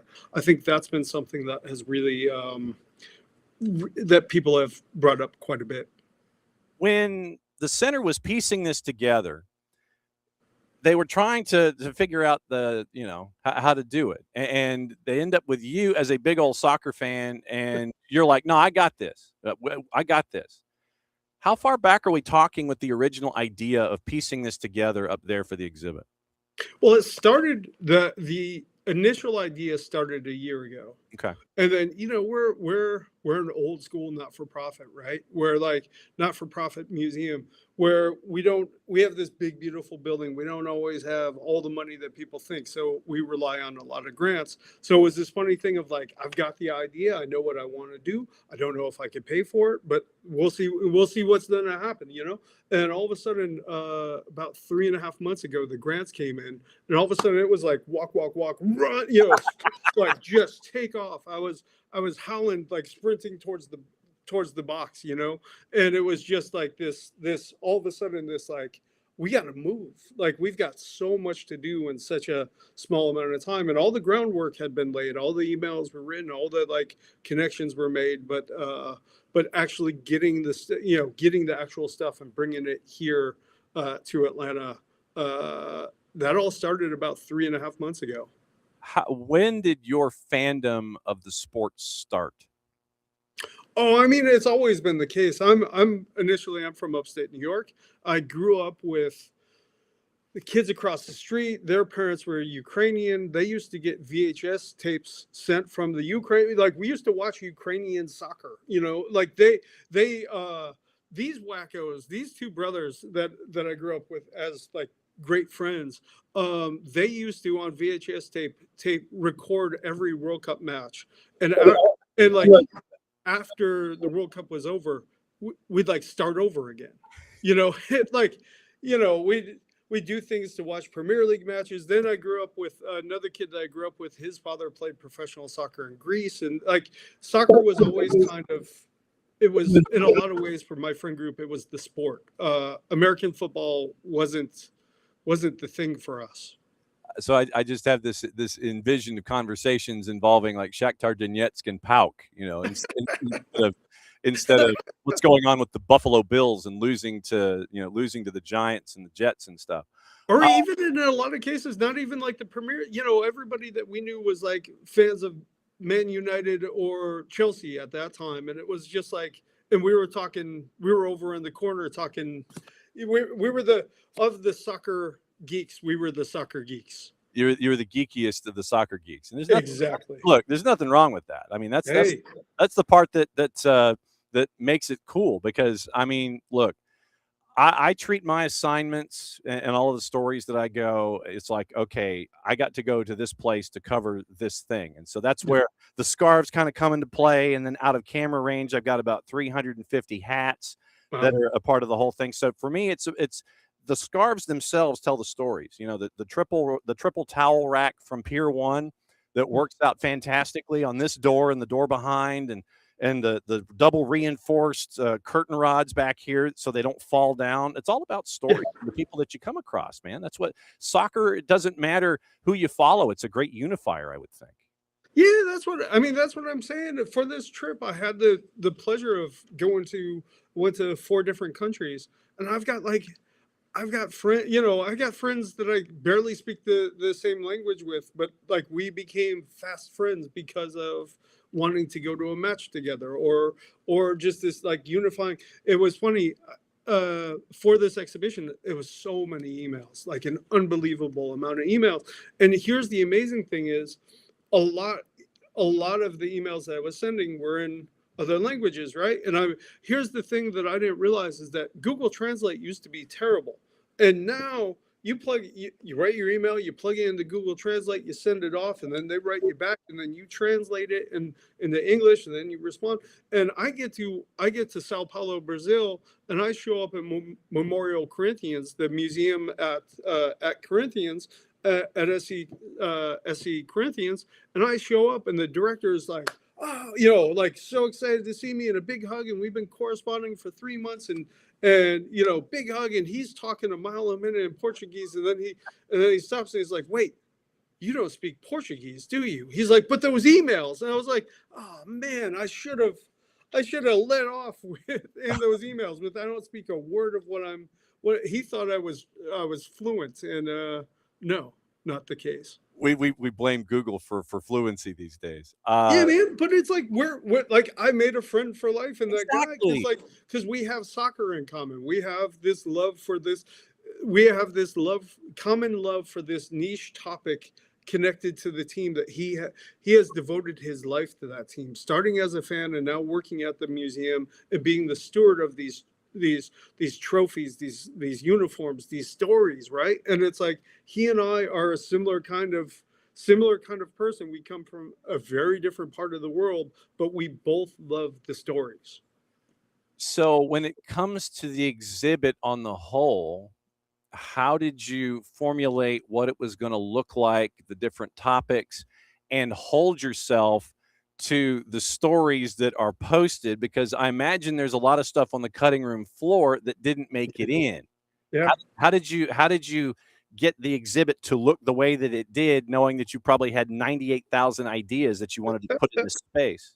I quite literally have 3 more exhibitions ready to go. Yeah, I mean, we're not a soccer specific museum, so unfortunately those won't necessarily materialize, but they could materialize in programming, or we have a web portal for exhibitions on our website where there's an exhibition that I really want to do that came out of this research, and I really want to make something more of it.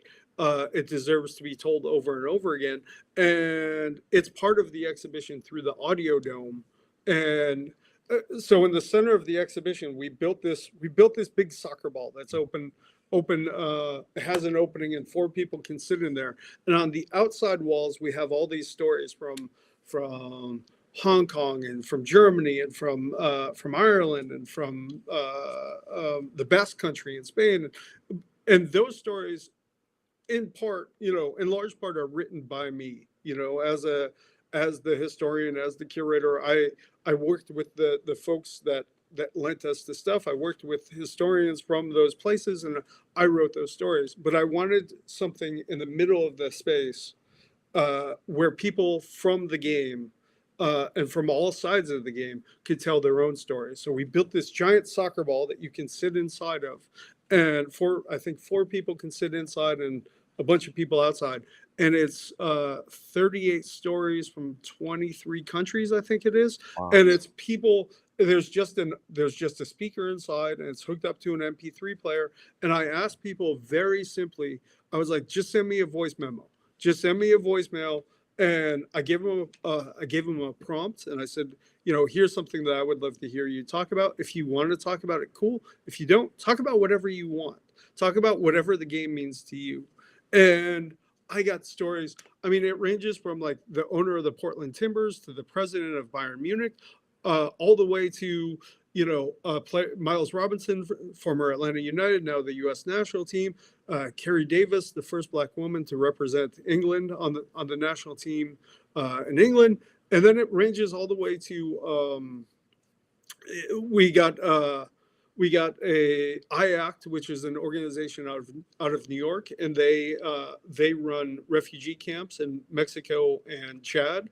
And one thing that they found, spirits were really low. You have these kids that have made these incredible journeys all through South America and into Central America and then up to Mexico, and then they're at the border, and everything is sort of, their whole life is transformed. And then all of a sudden, IACT hired soccer coaches and built fields and started providing jerseys. And these kids talk about in the audio dome about how a little bit of life went back to normal again. It's amazing the connectivity of it all. I have this I have Alive and Kicking, which is a soccer ball company from Europe that had moved from Europe to Africa. And a lot of companies, when they do that, they do it to cut wages. And this company pays the same exact amount that they paid in Europe, they pay at their factories in Africa. And I've got people from the factory, from the floor, from the line who sew these balls. and they talk about the importance of a company treating them fairly. And then on the weekends, getting to watch games from all around the world where their soccer balls that they sewed are in those matches, and just the pride of having put that out into the world. It's this amazing experience to sit in there and just listen to these voices for a little while. For the exhibit that is out on the second floor, yeah, how many different clubs and people did you contact to get the jerseys and all of the materials, whether it was a still photograph or a banner? Or how many different folks are we talking here? That was like of the folks that led things, that was, trying to do the math all of a sudden, it's like 30 something. It was between all of a sudden I'm blanking. I'm still recovering from the opening on Saturday night, but that was between 23 and 30 folks on the outside walls. Only everybody was so generous. There was only one team that I never heard back from, but everybody that I contacted was fully game to be part of this. When you reach out and you make your initial contact, yeah. It's like, hey, I want to do this.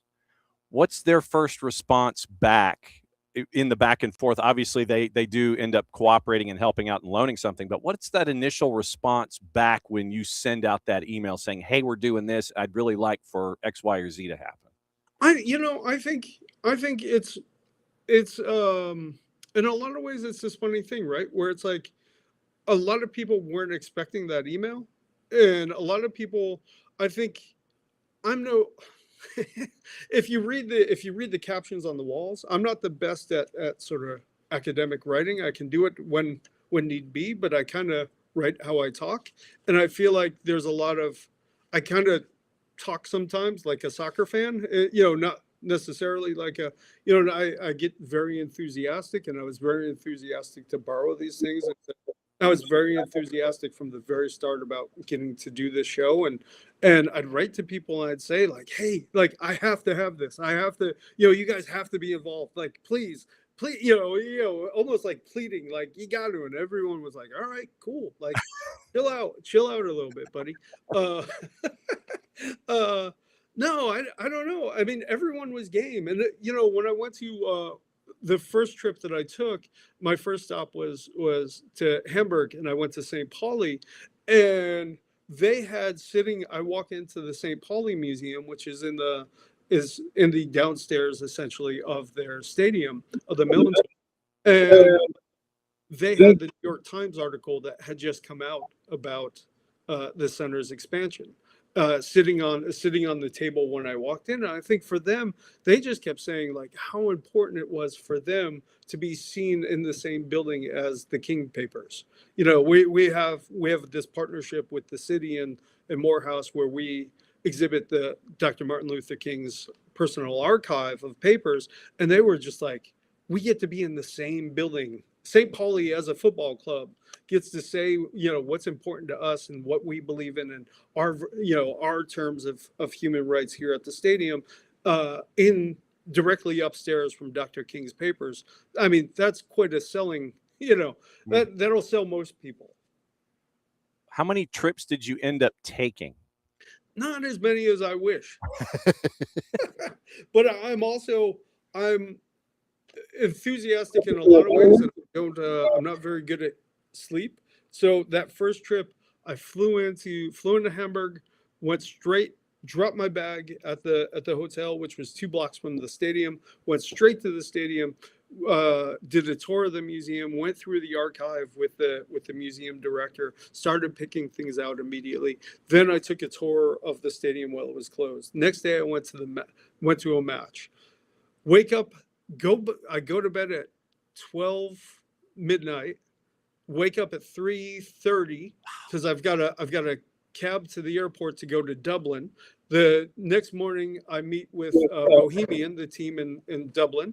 I meet with folks from their team. We talk about possibilities of what the exhibition could be and what they could lend.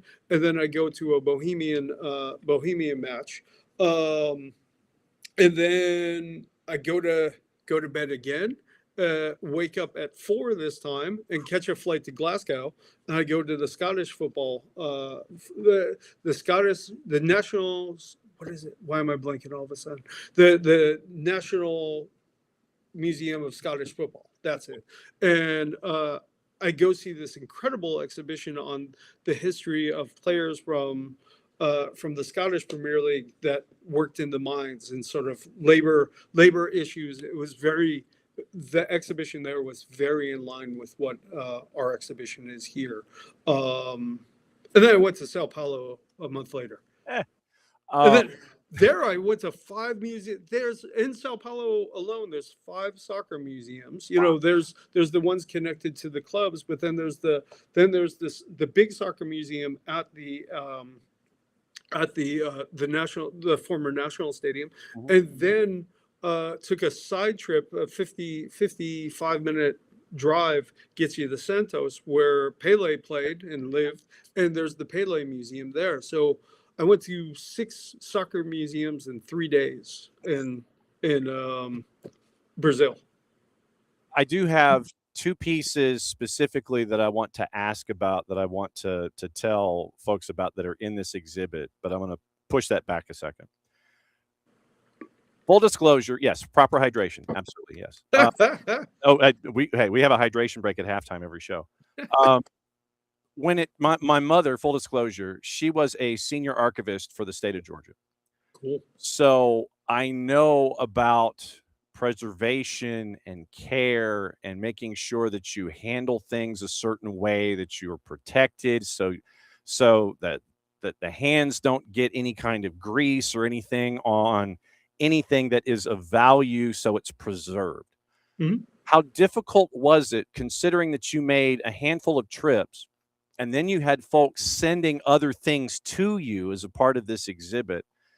How difficult was it to manage proper care of these items in transit, because your hands, and you're not there to sit there and have every piece put into your hands into a hermetically sealed envelope or a Halliburton case and closed off so it doesn't get any sunlight? How hard was it to get everything there and make sure that it was properly preserved for presentation, that it will continue to be that way as their lives go forward for these particular pieces of history? Let's just say that there was a range. there was boxes that arrived in our archival boxes with poly, with these poly sheets in between everything individually wrapped, and then there was boxes from teams that, let's just say, have a little more punk aesthetic to them, and it was just a box with a bunch of stuff thrown in it.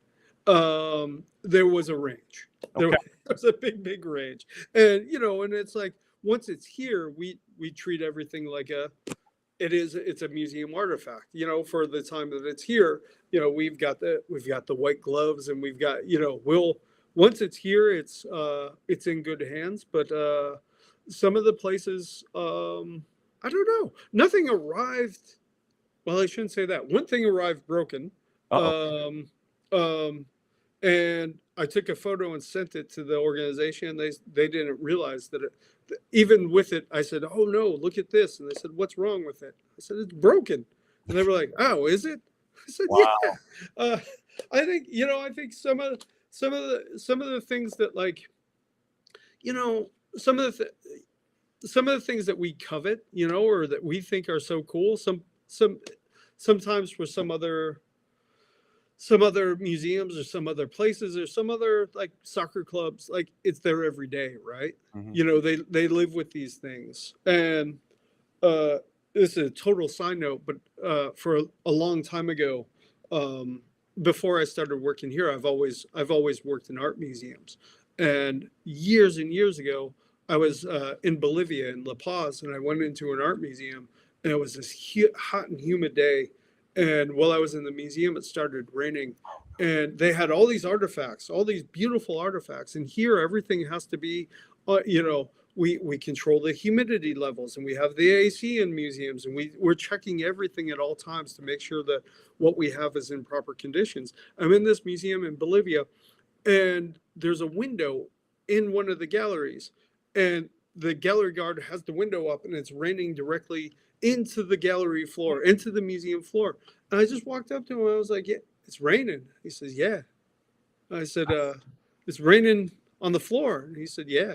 I said, shouldn't you close the window? And he was like, who do you work for? I work here. You don't. And I was like, okay, cool. And it's that funny thing of like, I'm looking around. I'm like, everything's pristine. Everything's cool. They don't need me to come from an American museum and tell them like they're doing just fine with the way that they're preserving this stuff. I mean, a lot of folks have their systems, and I guess you just kind of have to sit there and go, it's all right. That's your way to do it. That's it. Two stories that I wanted to get into. There were two pieces that you and I marveled over. Now, I marveled, and you put up with my questions about them. One has to do with your trip to St. Pauli. Mhm. And I wanted to get there first, and I wanted you to tell this story. And yes, we're going into added time, and I don't care. The story about St. Pauli and the banner. When folks come into the exhibit, they see a banner from St. Pauli, and one of the initial reactions that you got to that banner, that story I thought was amazing. Yeah, man, it's still so crazy to me. We had a group from FIFA. That FIFA is based in Miami for the run of the tournament, and a group of folks from FIFA came up for a conference on combating racism, and they had that panel here at the center, and we had this great group of people. We had referees and soccer journalists, and George Weah was there. Kind of can't beat it at all. And everyone's following around George, right? It's like he's this Pied Piper and everyone's behind him. And we're going around the exhibition. I'm giving him a tour, and the exhibition's not open yet. So we're like just talking about what it's going to look like and as it's finished. And I keep looking back and I see this guy who's staring up at one of the banners that was one of the first things that we hung up. And he's just staring. He's just like looking up. And we give the tour a little bit, and I look back, and he's still there. And we give the tour a little bit, and I look back, and I'm like, what's this dude's? What's he doing? And he's wearing like. Part of me wondered, like, did he just wander in? Like, is he, and he's wearing a FIFA sport coat. So I'm like, okay, he's official. So when it all ends and everyone sort of steps out, I stopped and I was like, hey, what's going on here? Yeah, and he was just like, what is this? I said, it's a hand-painted banner from St. Pauli. And he was like, how did you get it? I said, I borrowed it from the St. Pauli Museum. I went through the museum and we picked out some things. And he was like, but how? I said, I don't know. I asked, and they said yes. And he was like, well, it's a recreation, right? I said, no, it's the original banner. It's from the museum, the original banner. He was like, but how? I was like, well, we already went over that. Man. Like, what do you mean? I told you how. And he was like, do you know who painted it? I said, St. Pauli supporters. And he says, I painted it. I painted it when I was 16. I got into an argument with my parents. I ran away from home in Switzerland, and I ran away from home, and I wound up in Hamburg, and I wound up with living in a punk house with all these kids that were into punk rock music. And he says, and they were all St. Pauli supporters. And he pulled out his supporters card. And he says, me and my friends painted this on the sidewalk before a match. And he was like, we did that in 1986 when I was 16. And he's like, I never come to the States. I'm only in Atlanta for one day. I didn't want to come because I just wanted to stay in Miami where I have all this work to do. And he was like, and I walk in and the first thing I see is my youth like rushing back to me. And the two guys from we took a photo, and it's him pointing up at the banner. I sent it to the two guys who run the St. Pauli Museum just this morning. I sent it to them, and I was like, hey, do you guys know this guy? And they were like, Gert, that's Gert.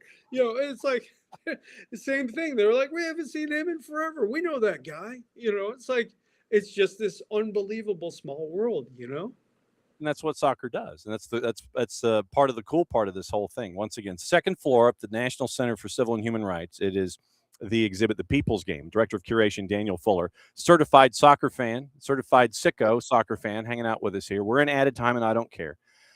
Second story is a story that we have pursued, and it has to do with the Afghan Football Association and what Khalida Popal has done to try and have the Afghan Football Association recognized on the global stage. And you got some stuff from them, which I thought was absolutely amazing, but there's a story attached to that too. Yeah, I mean, the important thing there was that I was telling you on Saturday night how I had been in contact with there's someone who they have that they get a lot of requests, and they have someone that helps out with sort of monitoring those requests, and that person in particular was incredibly generous right from the start. He felt like this was something that was right up their alley, and a good platform, a good place to tell their story. So he was putting me in touch with players. He was serving as a go-between with players. He was getting the stuff that we were requesting. And he also, it's kind of funny, it's like, man, I probably shouldn't tell this because he had the best idea for the exhibition, and it wound up not being able to happen. Just a timing. It was a timing thing. I'll tell you in person. Okay. Come on down and take a tour of the Yeah. Come on down, come ask for me, and I'll tell any of your listeners. I'll tell them in person. Yes. This story. I'll tell them that this guy's great idea. But he was this go-between, and at one point he said to me, "Okay, everything's coming on a Friday. Like everything, you're gonna hear from everyone. Everything's you're gonna get WhatsApp messages. You're gonna get a couple emails and you're gonna get a message from FedEx. Everything's leaving on Friday." And then Friday comes, and I don't hear from anyone, like no one at all. WhatsApp him, and he doesn't respond. Uh-oh. And then I WhatsApp him over the weekend, and it's getting a little closer to the exhibition opening, and some of the stuff, because when the team had to flee Afghanistan, you had players go to Norway. They went to Canada. They went around Europe. There was one player wound up in the U.S., New Zealand. So they fled to all over the place. So to get them sort of, and then to get them all sort of sending things on the same day, that's a big challenge in it, already, right? So I don't hear from anyone. So I text him again over the weekend, don't hear from him. And then on Monday, he was like, "Hey man, sorry about all that. Things were crazy after our court victory. And after all those years of trying to be recognized by FIFA again as a national team, they weren't allowed to be recognized as the national team because they didn't live in the same country. They weren't in Afghanistan. They couldn't play home matches in Afghanistan for very obvious reasons. At one point, FIFA tried to set up a national team refugee match, and they were like, "You're going to play it back in the Middle East, just not in Afghanistan." And they were like, "No, that's not going to work." FIFA wasn't understanding their situation, Yeah. and the danger that they were facing, and they weren't. And then after many years of court battles, I get a WhatsApp on a Monday morning that's like, "Hey, sorry, everything's still on its way.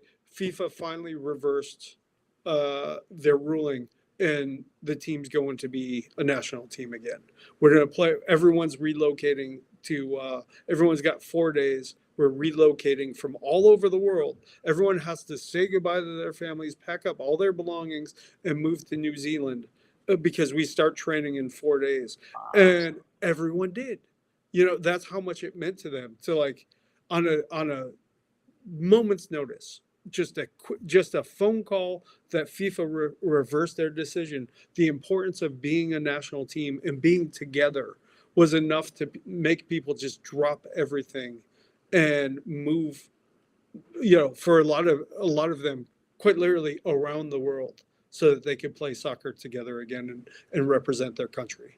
Fantastic stuff. And that's barely scratches the surface. And I did that on purpose because I want folks to go see this exhibit because it is absolute gangbusters and you get lost in it. You literally do. You'll start down a wall and you literally are going station to station and club to club to find out about all these stories. The People's Game down at the National Center of Civil and Human Rights, Director of Curation, our friend Daniel Fuller. Thanks for coming on this morning and barely scratching the surface on this thing. You mentioned all the stuff that hasn't made it, and I know that means that our director of videography, Nick Alifi, is going to want to come in and sit there and have you walk through the stuff that didn't make it. Cool. Yeah, I'll like I said, ask for me. Anyone who wants to come in, ask for me at the front door. I will nerd out talking about these stories, talking soccer with anyone. This is the most fun I can imagine. I've never gotten to do a soccer exhibition at the art museums that I worked at previously, and this is a dream come true in a lot of ways. And it gets to be there for the next year, right?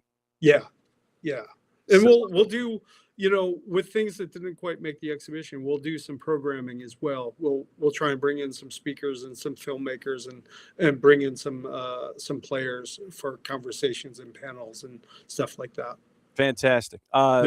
Great to see you, my friend. Go get properly hydrated. Go get some brunch or something. Do you need a note to get back into class with Jill? You okay? I'll sneak back in. I know all the side doors here. Good deal. Don't be a stranger, my friend. We'll see you soon. I really appreciate it. Good to see you. Thanks so much. There he goes. Daniel Fuller, Director of Curation at the National Center for Civil and Human Rights. Soccer geek, nerd, resident sicko. I mean, look, he's watching in New York State. He's watching Ukrainian Premier League football. That is right up our alley. I've got the Shakhtar scarves to prove it. And I mean, it's the Brazilian coefficient that was created with the agents and Mr. Lucescu, Mircea Lucescu, who was their two-time coach that got them to be on the European stage. There's a great article, by the way, in The Guardian. I think it's with Rinat Akhmetov, the owner of Shakhtar, and how he was I think he said he was 5 seconds away from losing his life early in his tenure at Shakhtar. And then things could have been markedly different for that franchise and for business in Ukraine. So, yeah, I'm a bit of a Ukrainian Premier League sicko, so I admit it. So that's kind of where I am with this too. Go see this exhibit, The People's Game at the National Center for Civil and Human Rights, and maybe ask for Daniel, and then you can sit there and nerd out together and just discuss things. It's about the collection that is shown is amazing. I can't wait to have Nick go down and have Daniel walk through what hasn't made it but is still in-house. Nick is going to nerd out on this assignment too. And so catch up with Daniel, go to the center, go see this exhibit. I cannot recommend it any more highly. The one question I do have that I will ask him next time has to do with preservation under lighting, because you have spotlights on a lot of these jerseys that are hanging there in the hall. So that's my question that I reserve for next time, is having to do with preservation in the setup. With the air conditioning, we understand it. Under and hermetically sealed behind glass, I get that. But there are some that are exposed to open air, and it's lighted and it's spotlight. So I want to get into that too, if you have to have certain lighting and all that kind of stuff. So that's my question for next time. So Daniel has to come back. He has to come back. That's how this goes. National Center for Civil and Human Rights, downtown Atlanta, and our friend Daniel Fuller, the Director of Curation there. Very, very cool. Go see this exhibit, and it'll definitely be worth your time as a part of an excursion to downtown Atlanta. All right, what to watch, where to watch it, how to watch it. Brought to us by our friends at Fanati's, fntz.co/soccer down here. That link helps them out, helps us out, and helps you out. You get more streaming services and more access to more matches in South America and around the planet that you wouldn't have had otherwise. And you can get access to all the BNs, which means you get Libertadores, Sudamericana, you get links to CATV, you get links to Tigo Sports. You get the 3 leagues in Europe that BN has access to. That is Turkey, that is France, and that is Poland. Those 3 leagues in Europe, they have those broadcast rights, and you get to see those matches, which means you get Coupe de France as well. Then, as a part of that, you also get everything going on in AFCON. You get the CAF, you get Champions League, you get the U7, you get the U17 tournaments, all those things. That's all at Fanati's, Middle East, North Africa, and all the other leagues that they're attached to. You get Liga 1 Max Pro out of Peru, CDO 2 out of Chile, TVV if you want to add it out of Venezuela, but as I say, there is a cable system here in the southeastern United States that has it as a part of their Spanish-speaking package, so you may not necessarily need to add TVV. But you get TSA out of Argentina, and their coverage of the World Cup has been absolutely amazing. as they have followed the Albiceleste around. So you get all of that stuff, and you get Libertadores, Sudamericana, all the things. That's at Fanatics, fntz.co/soccer down here. Surprisingly not. It's all World Cup stuff today. But the breakdown is Big FOX has your first 3 matches, 1, 4, and 7. Then FS1 has Colombia, DR Congo at 10 from Guadalajara or Guadalajara. That means that the HOF is up and running. I'll try and catch up with the HOF later this week before he exits Guadalajara. Telemundo has all 4 in a row. Fox ONE has all 4 in a row. So that's your rundown there. Once again, what to watch, where to watch it, how to watch it by our friends at Fanatics at fntz.co/soccer down here. All right, let's get into the Twitters and see if there are any headlines that I have missed as a part of everything. There were a couple of folks that we saw some bolos on, and I wanted to react to those before we get out of here today. We do have some interviews with some folks that we are taping that will be a part of programming this week and beyond. So today, personal terms between Morgan Rogers and Arsenal will not be an issue, according to Ben and his newsletter at Gimme Sport. Chelsea keen on Maxence Lacroix, revealed on TalkSport last week. Palace would like to keep him. He was a sneaky good pickup in fantasy, by the way, because he was an unknown commodity, so he was at a low price point. But Maxence Lacroix did really well under Oliver Glasner. Chelsea keen on him. They want to sign a starting center back who brings height and physicality. Como Jacobo Ramon also remains appreciated, as Ben says. Leeds have held positive talks with Harry Wilson as they want to be first in line. Wilson's a free agent after leaving Fulham. And Mbappe is the first France player to score multiple goals in 3 consecutive World Cup matches, a run dating back to the 2022 World Cup final. So keep an eye out on that. Now, there was one note from our friend Tommy Scoops to keep an eye on here in the footprint, and it has to do with a scorer up the road. And it was news late yesterday. There are reports that Greek side PAOK has opened talks with Charlotte FC to sign Liel Abada. Other European teams are interested. 77 appearances after joining from Celtic in 2024. So keep an eye on Liel Abada. We will try and get the lay of the land from our friend Will Pelagic, and see if there is any truth or any runway to that. David Ornstein says Valerian Balogun's expected to leave Monaco this summer. Contract is to 28. No talks over a new deal. He favors a move. Interest from the Premier League in Europe building amidst his form. It is anticipated that Monaco is going to seek around 50 million euro to sell the U.S. M&T star. So now with David Ornstein, let me see if there's anything else that's here. Fulham are in a process of closing the deal to appoint Alvaro Arbeloa as their new head coach. Fulham insists 2 candidates remain in contention. A 3-year deal for the Spaniard and his staff pending final decisions. Guillermo Rai, Mario Cortegana, and Ornstein reporting on that one. We mentioned Valerian Balogun, and we also mentioned Lucas Bergvall. We have to keep an eye on him and Sandro Tonali. Gary O'Neill to Ipswich is being finalized. Positive talks with him and with Bluco, because he's coming from Strasbourg. Possible announcement would be early this week, if that is going to, in fact, be finalized. So we'll keep an eye on Gary O'Neill. Let me see. Let me check the date on that. So hang on. Gary O'Neill. So let's see if O'Neill well, look at that. So you know what? Tell you what, we're gonna go in a circle here. We're going to go in an absolute circle. Exactly. Deep into added time, referee doesn't want to blow the whistle. He's just getting locked into all the content.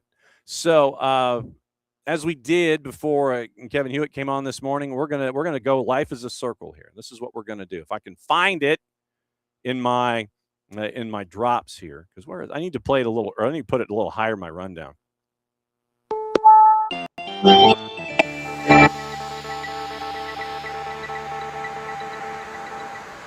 As of 3 minutes ago, Gary O'Neill is now official at Ipswich. New manager on a 3-year deal. and he is wearing the blazer and tie getup. He does not have a pen hovering over a contract and smiling at the camera, but he does have the pose of someone who looks like he just signed a deal. So he has the logo off to his side in the official photograph. He is resting on his left arm, and he's wearing a blazer and a tie. So if that means anything, I guess Ipswich Town now confirming Gary O'Neill is their new manager, and it was released basically 5 minutes ago by the club. 20th manager in their 90-year history. Portman Road from Strasbourg, 3-year deal to the summer of 2029. So Gary O'Neill officially official to Ipswich. So that is in the barn as well. So with that story, I'm trying to see if there's anything else that I've missed before we get out of here. Like I said, we're taping a couple of interviews that will be with us here during the week. We are catching up with Ali Howarth, and we're going to get the lowdown on Cabo Verde. We got to see it.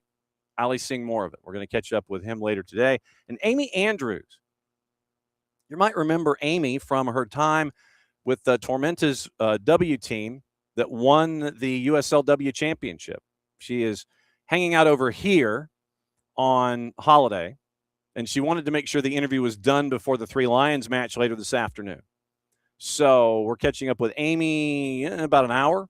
We're going to run that along the network, and Ali Howarth, we're going to tape that one later this afternoon as well and get you ready for Cabo Verdean coverage tomorrow. Tomorrow, once again, another visit to another visit to Kennesaw State. We get to find out what's going on there with Heather Morgan and all of the marketing and licensing and all the things that we've seen about what FIFA says you can do and what you can't, and how smart Levi's was in doing what they did. So Heather Morgan's batting leadoff tomorrow. So Hootie with Heather Morgan. And Dylan Butler should be joining at 10 o'clock, and then Ali Howarth and Amy Andrews as well on your Wednesday. And then on Thursday, it's the Power Hour with Nino and Nico, and we just continue to roll from there. So we've got some feelers out for a bunch of folks, and we'll see how many of them can crash. But that is the show today. I'm sitting here and looking. Did I miss anything? Oh, Manchester United. It looks like they got the okie doke on the majority of their real estate that they were looking for the new Old Trafford. And they've secured the majority of the land required to build the 100,000 seater. And so there is going to be news about Old Trafford. So New Trafford will be Old Trafford at some point. And so they announced the milestone in securing the land for the 100,000 seat stadium as it was pieced together by Manchester United, as I sit here and pop through not one, but two or three pop-up windows. So the new stadium, once again, not the city, but United claim it's going to be a catalyst for regeneration of the surrounding district. 25 acres, 350 meters northwest of the current stadium from Endurant, a leading provider of industrial space and a Blackstone portfolio company. United will engage directly with businesses impacted by the plans to support them through this transition period. They also worked in collaboration with Trafford Council and Old Trafford Regeneration Mayoral Development Corporation, the OTRMDC, to ensure the location of the new stadium works cohesively with the wider Old Trafford regeneration strategy, ensuring, quote, and this is from Colette Roche, the CEO of Man U's new stadium development, ensuring optimum connectivity and the best possible experience for fans. They are planning a 370-acre regeneration project, 15,000 new homes, affordable housing, 48,000 new jobs locally, 90,000 nationally, £7 billion a year to the UK economy. And a quote from Colette Roche was attached to the particular release. And they have the picture of Old Trafford. And if I'm remembering correctly, it's going to go to the adjacent storage, the adjacent train storage facility that is basically 350 meters off to the side. So it's going to be, I think, in that direction, I think is what they were looking at. It wasn't going to be at the row homes or any of the parking or anything like that. So let me hang on just a second. So this is now bugging me, so I'm going to have to look at it. Manchester United new stadium. So we're going to use the Google searches and see if it'll cooperate with us here. So they expect the stadium to be open within 6 years. And as we anticipated, it is going to be in that lot.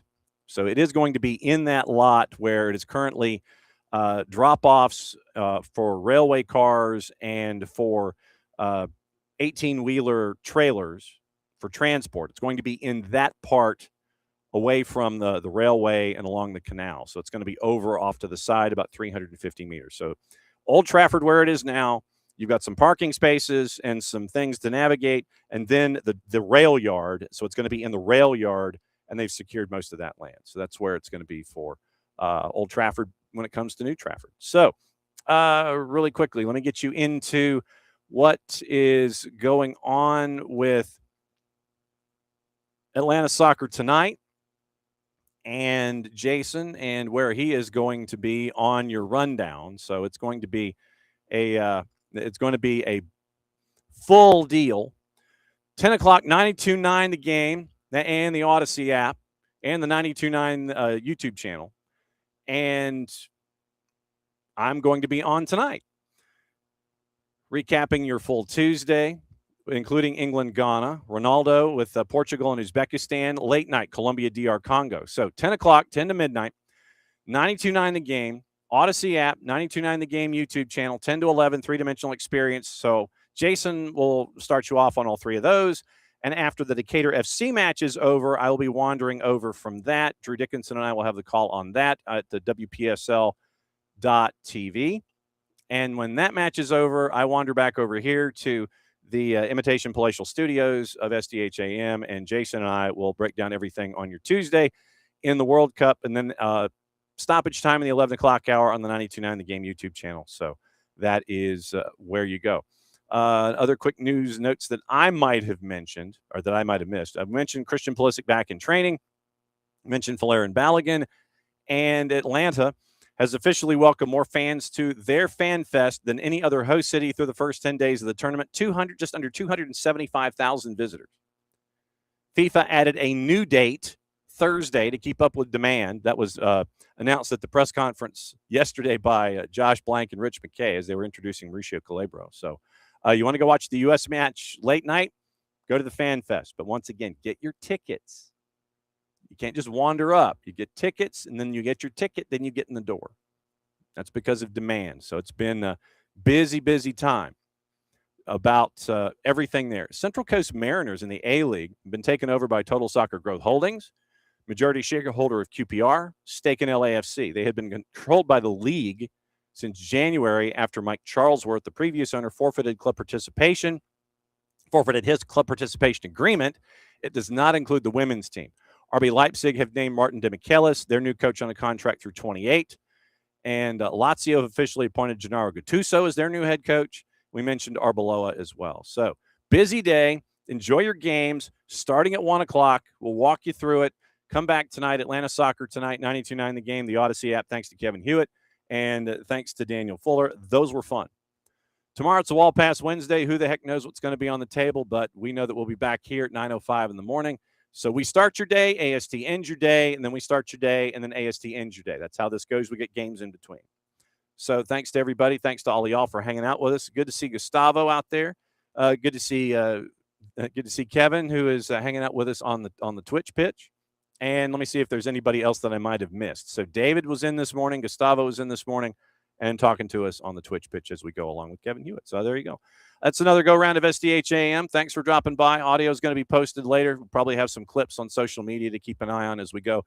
Since it is the end of the show, that means I get to do one thing. I get to do this. See you tonight at Decatur FC. After that, Atlanta Soccer tonight. Enjoy the games, everybody. We'll see you in a bit.